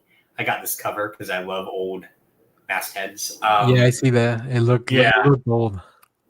This was great. I'm not super into this current storyline, partly because of the fact. So, like, this says it's part 4 of this, but what's very clear is this is actually like 2 separate, like 2-issue arcs, 2 or 3 issue arcs. That it's very clear they're numbering for the trade. So it just, I don't know. It's just kind of an odd thing. This is kind of the first story in the Conan run that I haven't really been super into, but it's fine if you like. I wonder if those might just be better as a collection, like just because you get the full story, right? Yeah, but even there, it's like, so the end of this one calls back to the previous story that led off this arc. But again, that previous story was 2 issues and done. Okay. And so that's why I was really confused when I picked up, I guess, 2 issues back, or no, 1 issue back, and they started this new storyline, but they numbered it number 3. Oh. And I was like, did I miss an issue? Because I know it was like 2 issues and finished. So anyway, they do relate. I can see how, if you read the whole trade, it's all going to tie together. It just, I don't know, it's weirdly structured, I guess is my thing. So I know this is old, but I just had to make a comment about it. Did anyone else pick up the Marvel Fanfare facsimile? Oh man, I don't think so. No. Oh, just me? Okay. So this is a facsimile of Marvel Fanfare number 15. For those who don't know, Marvel Fanfare, when it first came out in the 80s, was kind of Marvel's prestige series, to the point where it didn't have any advertisements, or if it did, it was just stuff that was internal, right? So like, you know, the Power Pack ad. There was an ad on the back that actually Archie Goodwin has to explain why he put an ad here.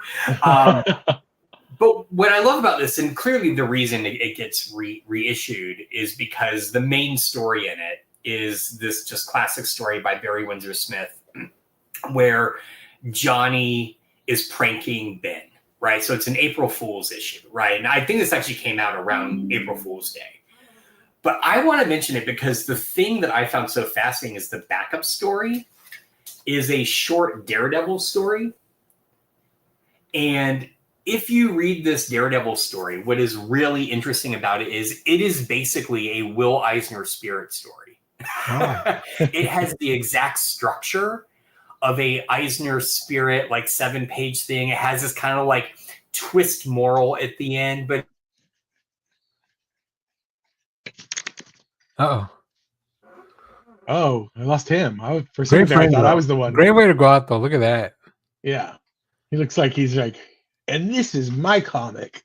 It's not like, this just feels like a... Oh. We lost you for like 10 seconds, Josh. So did you? Okay. If you want to rewind. You had a great frozen frame, though. I will tell you this. Oh, no. No, it was great. It looked good. Okay, all right. Yeah, it looked like you planned it. Anyway, this is written by Roger McKenzie. It's drawn by Jack Sparling. Both names I'd never heard of before, but I was reading it. Neither. And just going through, I'm like, this is just an Eisner spirit story. And it works. It works really well. So anyway, recommend if your shop has this, just pick it up.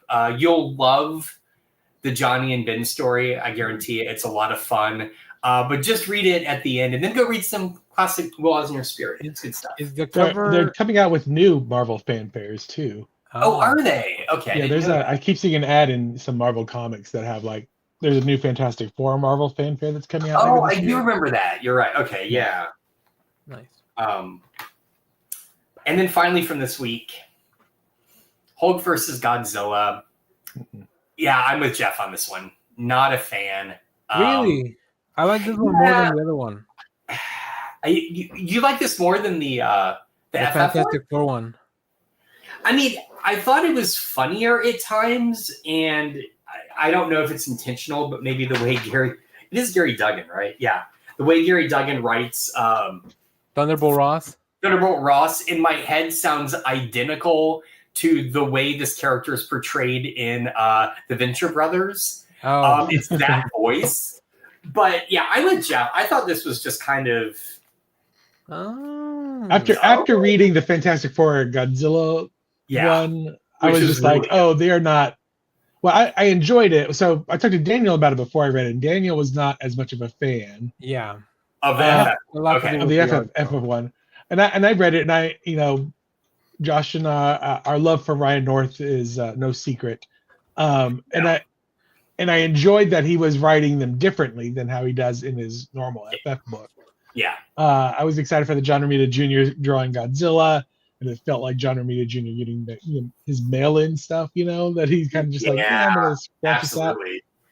And I was just compared that to the Justice League Kong Godzilla book that DC put out, and I'm just like, it's not even close. Like I'm out on all of them. I agree.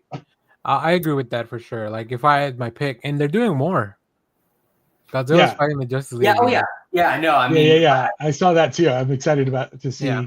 Although I will say, I hope it's just as good, because I was really excited when I found out that they were doing Batman Santa Claus again, because that first Batman Santa Claus is so good. The second one is not great at all. Sometimes the sequel is just not as good. Yeah, well, I think also my complaint about this is, like, what is the time frame of this? Because if I vaguely remember, and Jeff, if I'm wrong, correct me, they set up him going to San Antonio at the end of the FF one, right?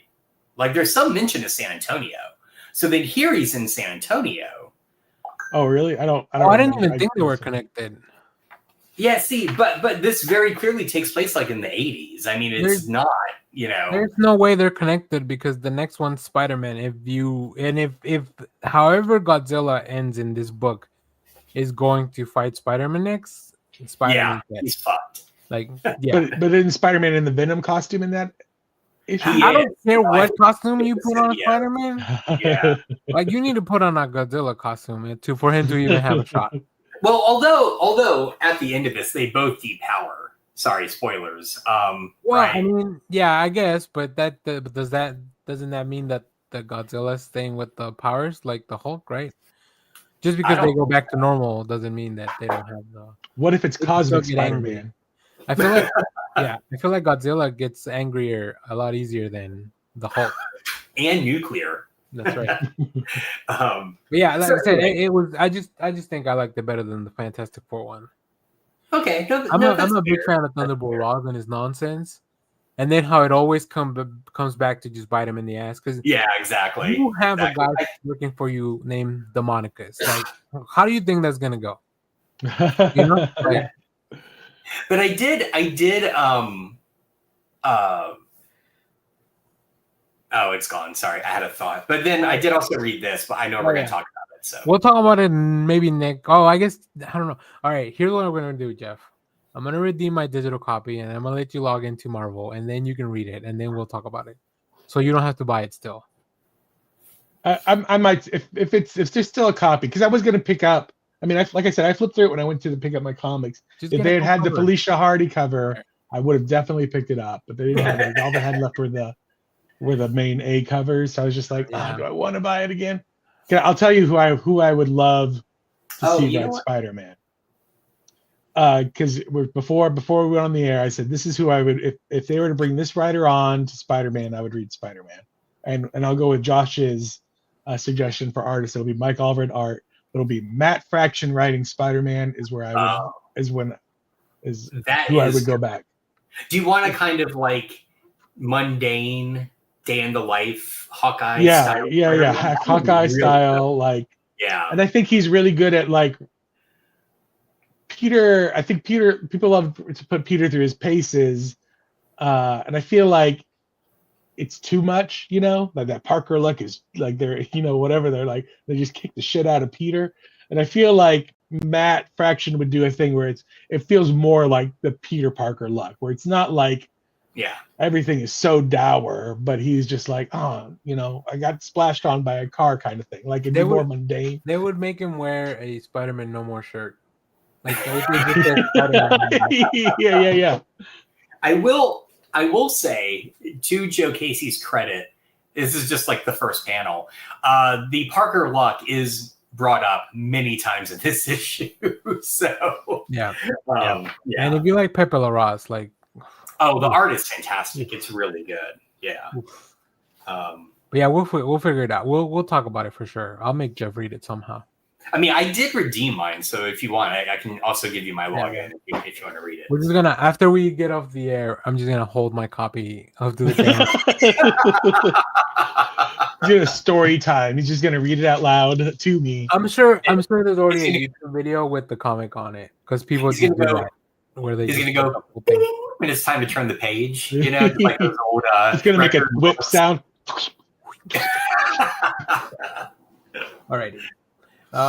Jeff, why don't you keep us going, and then I'll jump in as we. Sure, I'm gonna show this off, and then I'll finish off with whatever.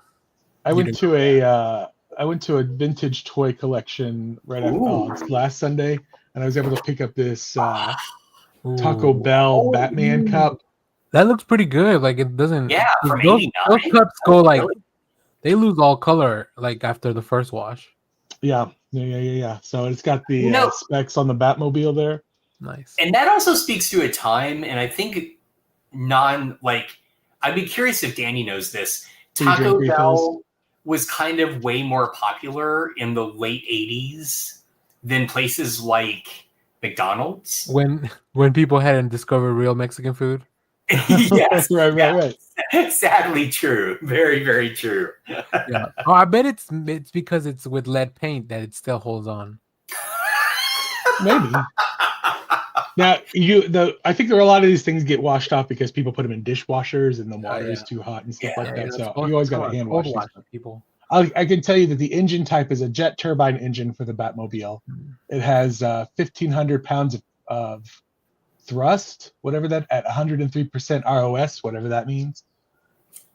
Its torque is 1,750 pounds per square foot at 98.7 ROS. Top speed unknown, 0 to 60 in 3.7 seconds. Brake rating excellent. Fuel requirement high octane 97 special. And that's what it says as for this. I'll tell you this, Jeff. Not this Batmobile.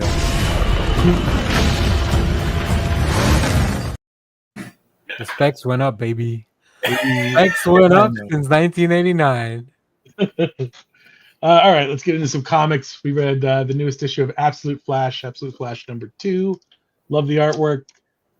We're definitely going in a kind of, I don't know, different direction than what we've ever seen Flashes before. I guess different. I don't really know what we're doing. It feels like I'm still on for the ride. Yeah, it's Jeff Lemire. To me, it feels like Jeff Lemire is trying to do like what the old, the Crisis in Two Worlds stuff in one book all together, where so you don't have to have two different Flashes or whatever. Like it's all happening in the same little ecosystem. It's very cool. Like the Rogue redesigns, like some of them look way different. Some of them are pretty much the same as the other ones. Who are the other two? So I know Captain Boomerang, Captain Cold. Who are the other two? Golden Glider and the Trickster. Oh, the Trickster. Okay. But the Trickster looks way different. Yeah, then, he's like a little robot. So this takes place in this is the Absolute universe. Yeah. So this is the Dark Side universe. So it does feel like the Flash of two worlds, where this Dark Side universe is filled with all the Dark Side energy, and I guess this comic just kind of alluded to the fact that maybe they could break free of that Dark Side energy and everything. They're all like a happy universe, or maybe they don't. What happens when they don't? And then Nick Robles just utilizes like, oh, you want to see two really cool Flash designs? Here you go. So it is very interesting. I'm enjoying it a lot. Wait till you, not to get too ahead of everything, wait till you guys read Absolute Martian Manhunter 2. I was fucking like falling out of my chair yesterday when I was reading it. So it comes out next week, so make sure to pick it up. If you haven't caught up on Absolute Martian Hunter, do you think that they are the absolute ones? Do you feel so? They will eventually, hopefully, maybe make an Absolute Justice League. Of some sort. They have to. Do you think they'll be called the Absolutes, a la the Ultimates? Like in Marvel? Oh, that'd be cool. That would be cool. Hit up Jim Lee right now. Hey, the Absolutes. Think about it. I got the third issue of Zatanna. The Jamal Campbell artwork in this thing is awesome. I don't know much about Zatanna, so I don't know. I mean, this one has Clayface in it, but all the other Did you read characters. I think the last miniseries? I did, but Okay. even then, I'm just still. they're bringing down the house. Right? Yeah. I did pick up an actual copy of the G.I. Joe that we read. Yes. This is probably my favorite comic of the week. This World's Finest, 38. Oh yeah. The only reason is they start off with this bit where it's Bruce Wayne, Hal Jordan, and Clark Kent. So Hal Jordan is testing a Wayne Enterprises jet, like a prototype. And Clark is there as Clark Kent reporting on this whole experiment. And Clark kind of whispers to Bruce, like, you're putting a lot of faith in Hal to test your multi-million-dollar plane. Bruce says, oh, well, he's got the ring. He's not going to let anything happen to my multi-million-dollar plane. And Clark says, Hal doesn't fly with his ring. He says he finds it restricting. When he flies the test pilots, he doesn't use his ring. And then Bruce's face just drops, like the artwork. And then Clark is like, this is what you learn when you stick around for the meetings after the Justice League, or when you stick around for the meetings. And just that little moment between the three, like the two of them talking about how I love Mark Waid writing these characters so much. Yeah. All right. You've kind of sold me on World's Finest now. I need Well, to start picking it up. we have to warn you. This is the first crossover with Justice League, so you'll have to go by 1 and 1 and 1 and 1. So only for 6. So 3 and 3, I guess. I'm sorry, Josh. Just wait till it's out on collection. All right, fine. Or get the DC Infinite edition. Does this have a digital login I can share with Josh back? We just trade logins. Let's see, what else did I read? I read this the Summer of Superman special. I only really good stuff. It's going to tell me exactly how poor I am over the summer. I got the Superman comics I'm going to buy. Superman's about hope, and in this case, that hope is more money. Hope you can afford it. This newest issue of Wonder Woman. Great artwork by Guillaume Marsh. Yeah, I got his cover. I find this so interesting. Nice. I'm not reading any DC books except Batman Dark Patterns and Green Lantern Corps. I'm reading almost exclusively DC books right now. Yeah, so I would love to just recommend 1 or 2, Josh, but I don't know. Like every week, my favorite changes as I read them. In fact, look at that. Tom King back to the 9-panel grid. God, he's so good at that. Wonder Woman's talking to a goat to talk to her mom. Like they don't have telephones in Themyscira. That's the FaceTime. I just want an audio clip of just the way that you said Wonder Woman's talking to a goat. We might put that in the closing video. We'll see. I think you should. I think you should. New Gods. This is a great. That's one I need to catch up on. And then this latest Detective. Oh, you really are like reading a ton of DC. Yeah. Yeah, I canceled. His normal books are a week late all the time, so unfortunately, that's not always up to Jeff. Yeah, true. Yeah, it's shipping problems. But I also canceled like I'm reading like 5 Marvel titles right now. I'm reading Exceptional X-Men, Avengers, Fantastic Four, the Uncanny X-Men, and then One World Under Doom, which isn't even a full series. It's like exactly, yeah. And that's it. That's all I'm interested in. Chip Zdarsky's Captain America is going to be coming out at some point. And then the It's Jeff book. And then that's it. And I'm close to canceling Uncanny because I'm like, I don't know what's going. Like, I love Gail Simone, I love David Marquez, but I don't feel like kind of feel like wheels are just spinning. Like it's not going anywhere. Okay. I canceled the Jed McKay X-Men just this last week because again, I just felt like it's not going anywhere. Yeah. I feel like those are going to be better collected, unfortunately, which is a shame because I love buying the singles. But yeah. So, yeah. Anyway, that's all about comics. Was that all you read? All right. Yeah, that's all I got. I read a few more things. Ultimate Wolverine. This is still very good. Chris Condon. Like, if you want to see just the Wolverine story as like, oh, but he's also the Winter Soldier. This is it. This is it. The Rasputin family controls him in this Ultimate Universe because they're the ones that are like Euro-Asia. They rule over that Interesting. region. Okay. TMNT number 8. This book continues to be really cool, but very sad, especially if you're a fan of Donatello. He's going through so rough on him. He's going through the ringer. I love the artwork in that book. He's oh my god. He looks so bad compared to his brothers just because like I don't know what happened to him in that. I mean, I guess I do know what happened. I read the book, but man, oh man. Yeah, poor Donnie. I hope he gets back to normal soon. You know, Donnie always gets the brunt of it because he's the one they killed back in the day too. Yeah, that's right. How big is this storage for all your books? I've collected a few series and too long. They do take up too much space. Yeah. I should put them in boxes. I agree, Carlos. I have 20. I think I have 20 long boxes. Yeah. I think I just bought my 5th, but they're the like shorter. Yeah, I use the shorter ones now because I'm not a young man that can lift those anymore. Yeah, same.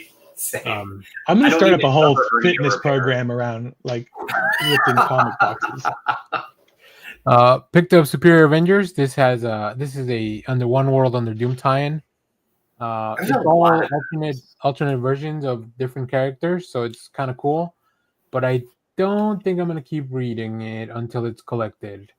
But it's fun. It's just like it doesn't have anything to do with the big event as much as I wanted to. So like it's a fun story. So it's a little weird that all those tie-ins, or is it other teams? Other teams. Sorry, so Jeff. Okay. Ryan North is only writing the main series and his Fantastic Four. Okay. And then other people are writing the other ones. Jeff, you had something else to say? I was thinking it was a little weird that it's not like a bigger event.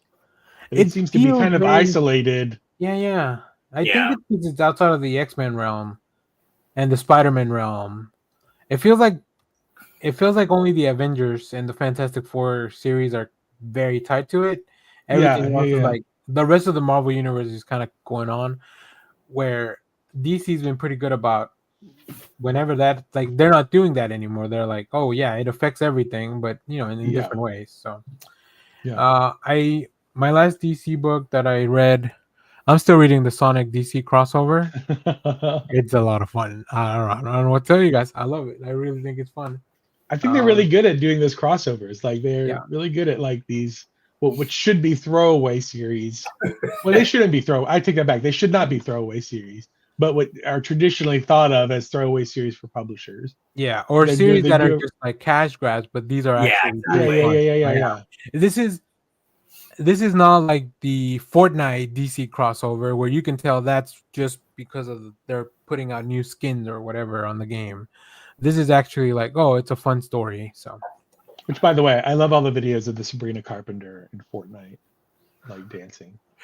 I picked up the Venomverse, Web Venomverse, Fresh Brains. This, like the Spider-Verse one, is just like, we're gonna sell you a big crossover event soon, so make sure to read this so you can find out what's going on. It's okay. There is one story where the symbiote takes over one of the power pack, but I don't know enough about the power pack to know like which one's which. Is the power pack grown up yet, or are they still fucking no, kids? They're kids. I mean, in this universe, they're kids, but that's kind of what it is. Oh my god! Yeah. So, and then I feel like if they're gonna do stuff like that, then it should also be like coming this fall from Hasbro. All these new kids, like almost like 80s cartoons, where they're exactly. This is just a big advertisement for new toys.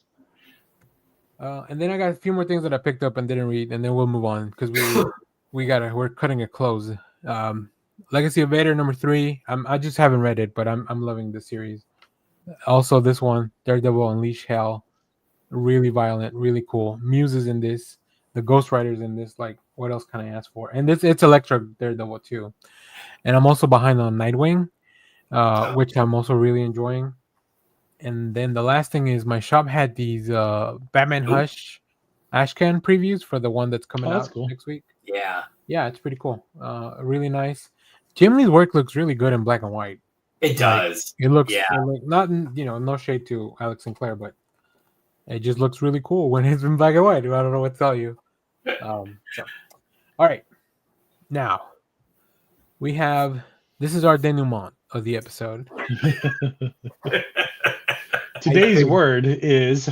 I think I'm gonna keep using it until I use it correctly. No, I mean you just did. Yeah, all right. You've been using it correctly. We are done with denouement. All right. But this week, Josh suggested, and our friends over at Image, and what is it? Synergy? I think it's the imprint on their Image. To check out the book called Moonshine Bigfoot #1.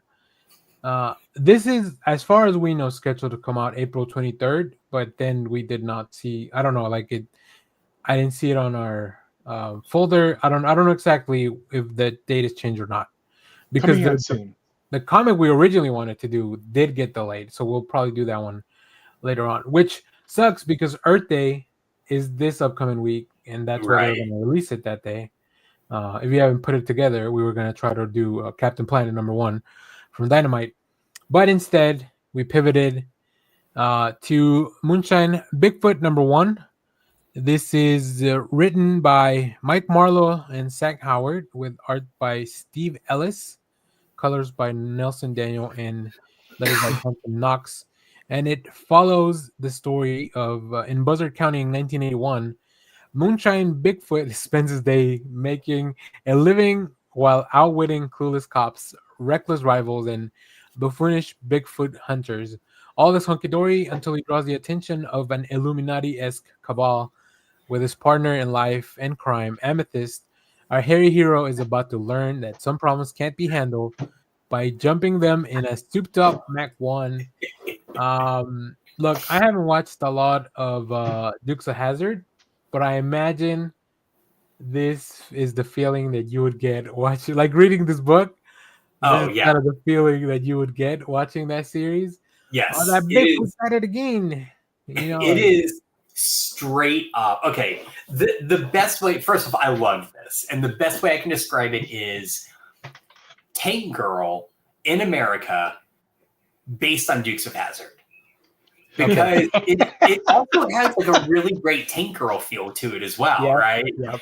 But I want to know how many people under the age of 30 caught any of those references. I know, right? I'm just making up words at this point. I think Tank Girl, the movie is a kind of a cult classic, so hopefully a few more people than you think maybe caught on to that. I hope so. But what I was not expecting, and it's funny, like I only saw the cover and the name of this when I threw it in our list to read. I had very low expectations, and by the end of page 2, I'm like, holy shit, this is great. I'm in. Like the idea of taking the Dukes of Hazzard and making it about a Bigfoot moonshine maker that again feels very Tank Girly, was just like how those elements are brought together and work is beautiful. It helps keep them Southern in this kind of weird Southern kind of, trashiness kind of whatever. Yeah. But it takes out all the racism of the Dukes of Hazzard. Like it removes all of that. So it was very smart. Even if it was subtle racism, right? Yeah, I mean, it still has the nods of like, because you're still in the South and it's just kind of unavoidable. Yeah. But there's still those kind of echoes from like the television show that are there. The narrator. Well, star it was Waylon Jennings. I don't remember who it was. Oh. But like the cops, the kind of the Keystone-y cop kind of like sheriff and whatnot. And the fact that he's a moonshiner. But this was like very. At some point in the book, he goes to like a little hideout bar, and there are cameos, pop culture cameos galore, and I'm like, this is too much even for me. Like I'm just like I recognize some of these. Poor Big Bird, but some of those I'm like I feel like these are people I should maybe I'm not understanding who these caricatures are and stuff. There was Evil Knievel. I'm pretty sure I saw the Fall Guy in there. I could be wrong. BJ and the Bear, the BJ and the Bear. Yeah, again, very, very 80s kind of. Mac from Mac and Me, Mac Alien. Oh, I missed Mac. Holy shit, that's hilarious. Yeah, there was just like a whole bunch of just weird random like whatever, but and it's definitely one of those comics you can tell like the writer was like big into just like a bunch of just pop culture stuff thrown at him from like the 80s and stuff, because the main villain also kind of ends up looking sort of like Cobra Commander a little bit. Like Cobra Commander, yeah. So it goes a lot of different places. It looked to me like the villain from Gotcha Man. I don't remember. I forgot what they were called. Oh, right. Which they're back, right? Like they're back in. I think Dynamite or Mad Cave has a series, so. It was like a mashup between Cobra Commander and them. So I will say, because Josh, I think when you proposed this, you were curious to think what I was gonna think of it, because a lot of all those cameos you guys mentioned, they definitely went in over my head. I was just like, oh, this is a really cool bar where there's a lot of different looking people, and that's why he likes to go there, because he doesn't stick out, right? He even mentions that. I like this book. I think it's a very well put together book. Like the story flows very nicely. I love the pacing because you're kind of like pedal to the metal from the get-go. Right. The art is very cool. I love the design of like a Bigfoot that is got this like, I don't know, couldn't care less attitude with the tank top and the sunglasses. All that being said, this is not up my alley, like as far as things that I would enjoy. So I don't think I'll continue to read this, but it was very interesting to catch all that and just see like, oh, this is how, even if I'm not familiar with all this stuff, like the book just works, right? The chase is interesting. There's so much cutting back and forth between like all the like the police and the hunters, and then just like this other individual that kind of comes back all at the end to tie the story up and really kick off. It feels like they really spent, like if this was a TV show, like they spent all the money on the pilot, and then we're gonna hopefully get picked up, and here we go, right? Because they threw everything. It feels like they really threw everything at this first issue. Oh yeah.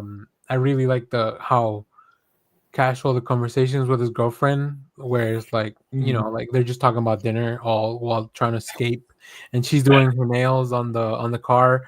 That felt very like the Tarantino movie what is it? Death Trap? Death Wish? No, Death Trap, I think it's called, where they're in the car. The girls are in the car, and then that dude ends up chasing, the stunt driver's chasing them. So I was like, oh, this also has a little grindhouse feel to it. So yeah, I thought it was fun to read, but I just don't see myself putting this closer to the top of the pile, and I feel like I might revisit this when it's done, especially if you guys say like, oh, I think it's really good, if you guys continue to read it. But I had a good time. I'm glad you picked it. It's so colorful too. Like, oh, it is, yeah. Oh my god, there's so much detail. I did immediately. I read the preview copy and then opened up League and added it to my pull list. So I will definitely be buying it. Whenever it does eventually come out. Yeah, exactly. So, okay. Nice. Any last thoughts on Moonshine Bigfoot number 1? Bigfoot. It was great. I did like that because early on there's a moment where they make a big jump, as one does, a la Dukes of Hazzard. Yeah. And his girlfriend is painting her nails with her foot up on the hood, not the hood, the dashboard. And at first it's like, well, how is she doing that? And then he makes a comment about it, and I was like, all right, that's fine. At least acknowledge it. So, practice. Yeah. Practice. Cool. All right. Well, thanks. If this sounds up your alley, like I feel like you should check it out for sure. If you like any of those things that Josh kind of mentioned, this book is feels like a hodgepodge of like, just check it out. Or if I'm not familiar with anybody in the team really, like the creative team. Yeah, I'm not familiar with any of those. So yeah, we'll see. But okay. Well, thanks to Image and Synergy, I want to say, for letting us check this out. Syzygy Publishing. Yikes! Is that a word I should know? I've never heard Let of us it. know down in the comments. All right, to close out the show, we're gonna exclude Josh completely from the last segment because he's not a wrestling fan. I am not. No. And this weekend is Wrestlemania. So, Josh, feel free to hang out. Feel free to drop. It'll take just a few minutes. Or you can help us pick if you want. If you just Yeah, by I guess going if there's on a name tie, alone. if there's a tie, you could just by name alone pick the winner. Interesting. So, Okay. WrestleMania. Jeff has put together the card for night 1 and 2, and we're just gonna pick. Well, so do we want to pick who we want to win, or do we want to pick who we think is gonna win the story wise? That makes more sense, Jeff. Who do you think is gonna win? Who I think is gonna win? Okay, yeah, because those two things are different. Who I want, in a few matches is like there's somebody I want to see win, but there's somebody else I think is gonna win. Actually, I mean, you could tell me both. It's okay. We have free reign of our free wills. Free Roman Reigns. Free Roman Reigns. All right, who's gonna win? Rey Mysterio or El Grande Americano? I think El Grande Americano is gonna win because they're gonna keep this story going. I feel like this has some juice behind it now. I agree. I think El Grande Americano, which is a great name. I agree for a wrestler. For those not in the know, like Josh, this guy is just somebody else that put on a mask, because he hates luchadors. So now he's trying to mock them, and now he's El Grande Americano, your favorite drink at Starbucks. Whenever they introduced him, Josh, they put together a video made by AI where he got inserted himself into history, but it makes sense story wise because if this random guy's doing this, he would have to use that, right? Because he has no skills to make a video package. So I smart when they do in story stuff like that. Yeah, they got the character makes the thing. They got a little flack for it, but I think it made sense in the context of the story. Anyways, yeah. All right, Jade Cargill versus Naomi. Jade Cargill's gonna stomp Naomi. I agree. Jade Cargill is the closest thing we have to a real life She-Hulk, by the way, Josh. Or Storm. Oh, interesting. Or a combination of Storm and She-Hulk. A combination of Storm and She-Hulk. We have our tag team champions, the War Raiders versus the New Day. New Day, full heel turn, finally rewarded for it. Yes, I agree. But no Big E. No Big E, right? I would love to see Big E become their manager. Like it was all part of their plan or something. But I don't know. That'd be nice. I don't know. We'll see. All right, the United States Championship, LA Knight versus Jacob Fatu. I think Jacob Fatu, it's his time. We gotta get this man start. This is people. These are SmackDown matches that I know nothing about, but I'm gonna go Jacob Fatu as well. I feel like LA Knight has run his course in my heart. And he's a baby face. It works for him to chase the title. Yeah. The WWE Women's Championship, Tiffany Stratton versus Charlotte Flair. This got real spicy because in real life, sometimes real life folds over into wrestling life, which is fake, pre-scripted rather.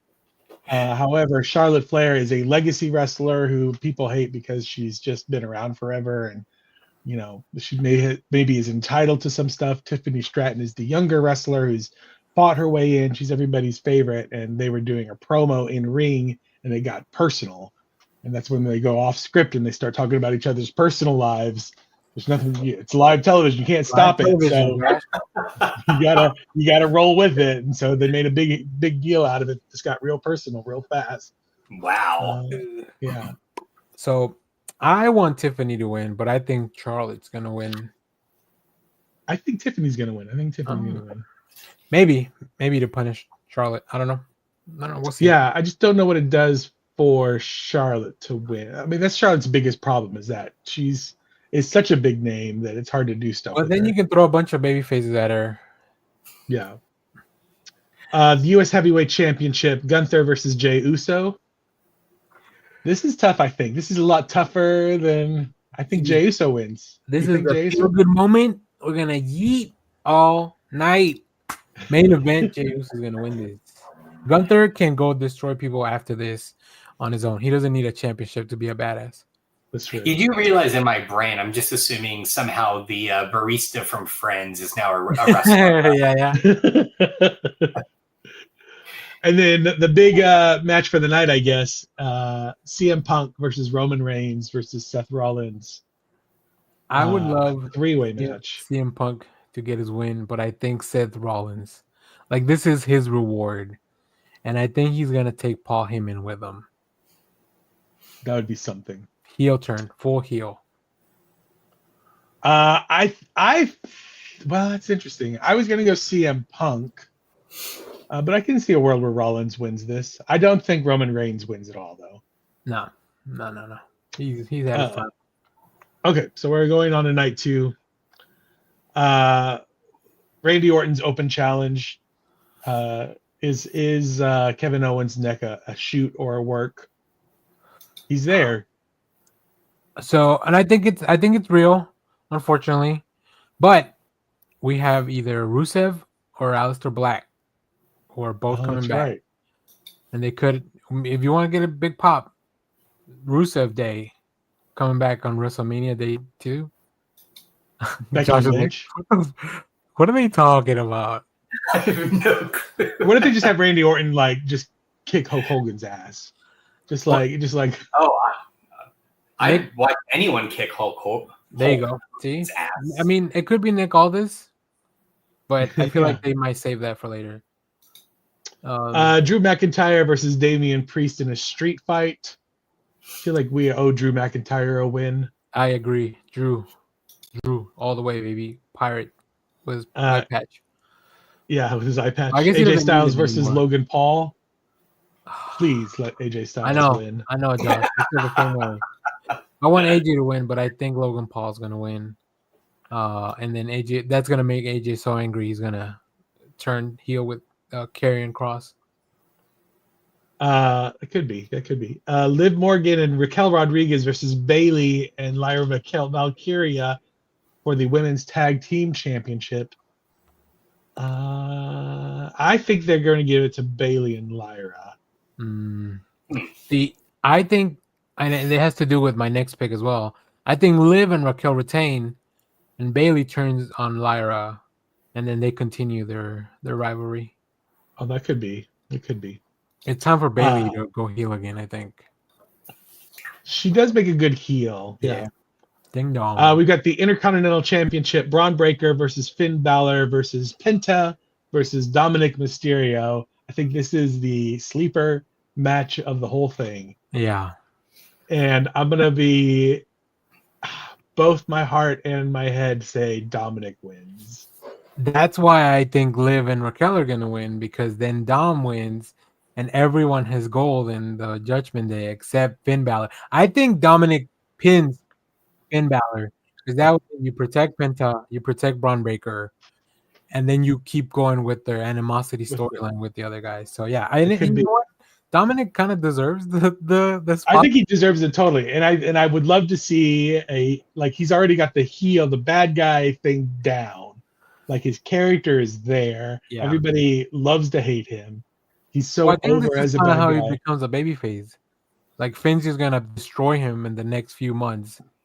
It could be. I just see him doing like a great kind of Eddie heel to face kind of thing. Yeah. Let's see. So the women's championship, Io Sky versus Rhea Ripley versus Bianca Belair. I think Io retains because they've been pushing her being the third wheel for this. No, match. I think Bianca wins, so Jade can come after her. It could be. And then finally, WWE Undisputed Championship, Cody Rhodes versus John Cena. Boom, boom. John Cena. My time is now. Yeah. John Cena, baby. Give him that 17th championship. Break the record. Keep his heel, the heat going. That's right. And then you could just throw a bunch of people at him to try to get the title for the rest of the year until he turns babyface again at the end of the year before he retires, so he can go back to making wishes for kids. Exactly. Exactly. So, boom. There we go. We got it. Josh, you are now ready for WrestleMania. I am so confused. Although I do have an opinion about the Dominic Mysterio match, which is that that is also my porn name. So that's what I go by on OnlyFans. I'm not googling that regardless. Even if Yeah, I do know not people. Google that. No, that's I will say, even if you're not a fan, like WWE is really good at just putting together these videos that explain everything you need to know, like 5 minutes before the match. Oh, that's interesting. Yeah, it's like that Marvel summary page at the beginning of the issues where they used to do that. I wanted to. I actually had a dream that I went to the. You guys know what the Cosm is? That big screen that makes it feel like you're at the games. Oh yeah. In the Colony. There's I've only seen one in LA and one here in the Colony, and they're showing Wrestlemania. And I was like, damn, I should have tried to go, because like they shoot it in a way, like the screen is massive, and they shoot it in a way where it feels like you're sitting in the front, almost like front row or courtside. something. Yeah, or courtside. Yeah, they do that. They do it for like soccer games, like for all kinds of sporting events and concerts and stuff. And yeah, just look it up. The Cosm, it's called COSM. Cosm. It's really really fun. I mean, they might have family stuff too. I don't know, Josh.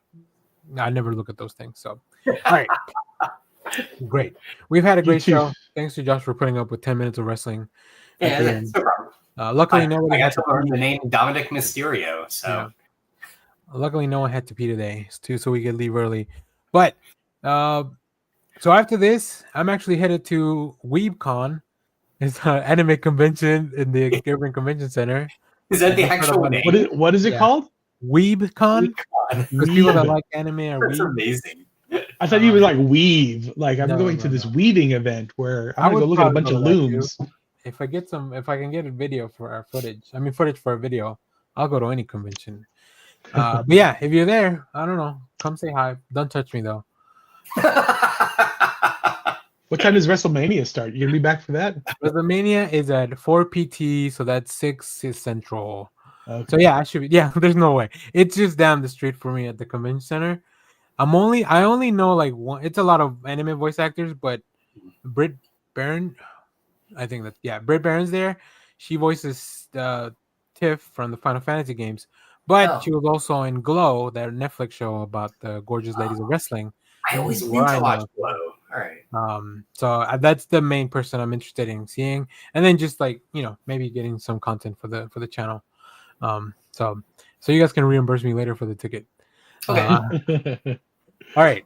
Well, great. Thanks, everyone. Let us know all your thoughts on the trailers we talked about. We got a lot of good stuff coming. Happy Easter, I guess, if you're doing that tomorrow. I hope it doesn't get rained out, but it's not looking likely if you're in the Dallas-Fort Worth area. Looking Happy like WrestleMania if you're doing that today or tomorrow. Yeah. Happy WrestleMania. Happy 420. Yeah, if you partake 420, I guess, if that's your Happy thing. Simpsons Day. So much going on. It's also Orthodox Easter, right? Yeah. I think it falls on the same weekend, which is very unusual. Yeah. So happy tariffs. Those haven't come in. I think we got a 30 or 90-day thing or something. I don't know. It's hard to tell. It's supposed to go away again tomorrow. It's hard to tell. It depends. I don't think the word "happy" before tariffs actually makes them so, but yeah, I've never heard a word so much that I don't fully understand until Daniel Mark came into the picture. Yeah, we're all in the midst of like Econ 101 at the moment, So ChatGPT, explain to me like I'm 5 what tariffs are and how they work. So all right, well there you go. Don't worry, guys. This show is free. You don't have to pay for it, although you can if you want to join us on Patreon. But make sure to do it through the website and not the Apple app, because then you do pay an extra 30%. Damn, there are tariffs on Patreon. Oh my goodness. All right, whatever. Thanks for watching, everyone. Bye-bye. The most important thing in life will always be Bill Bebo. Peter loves you. Simon Center, get the fuck out.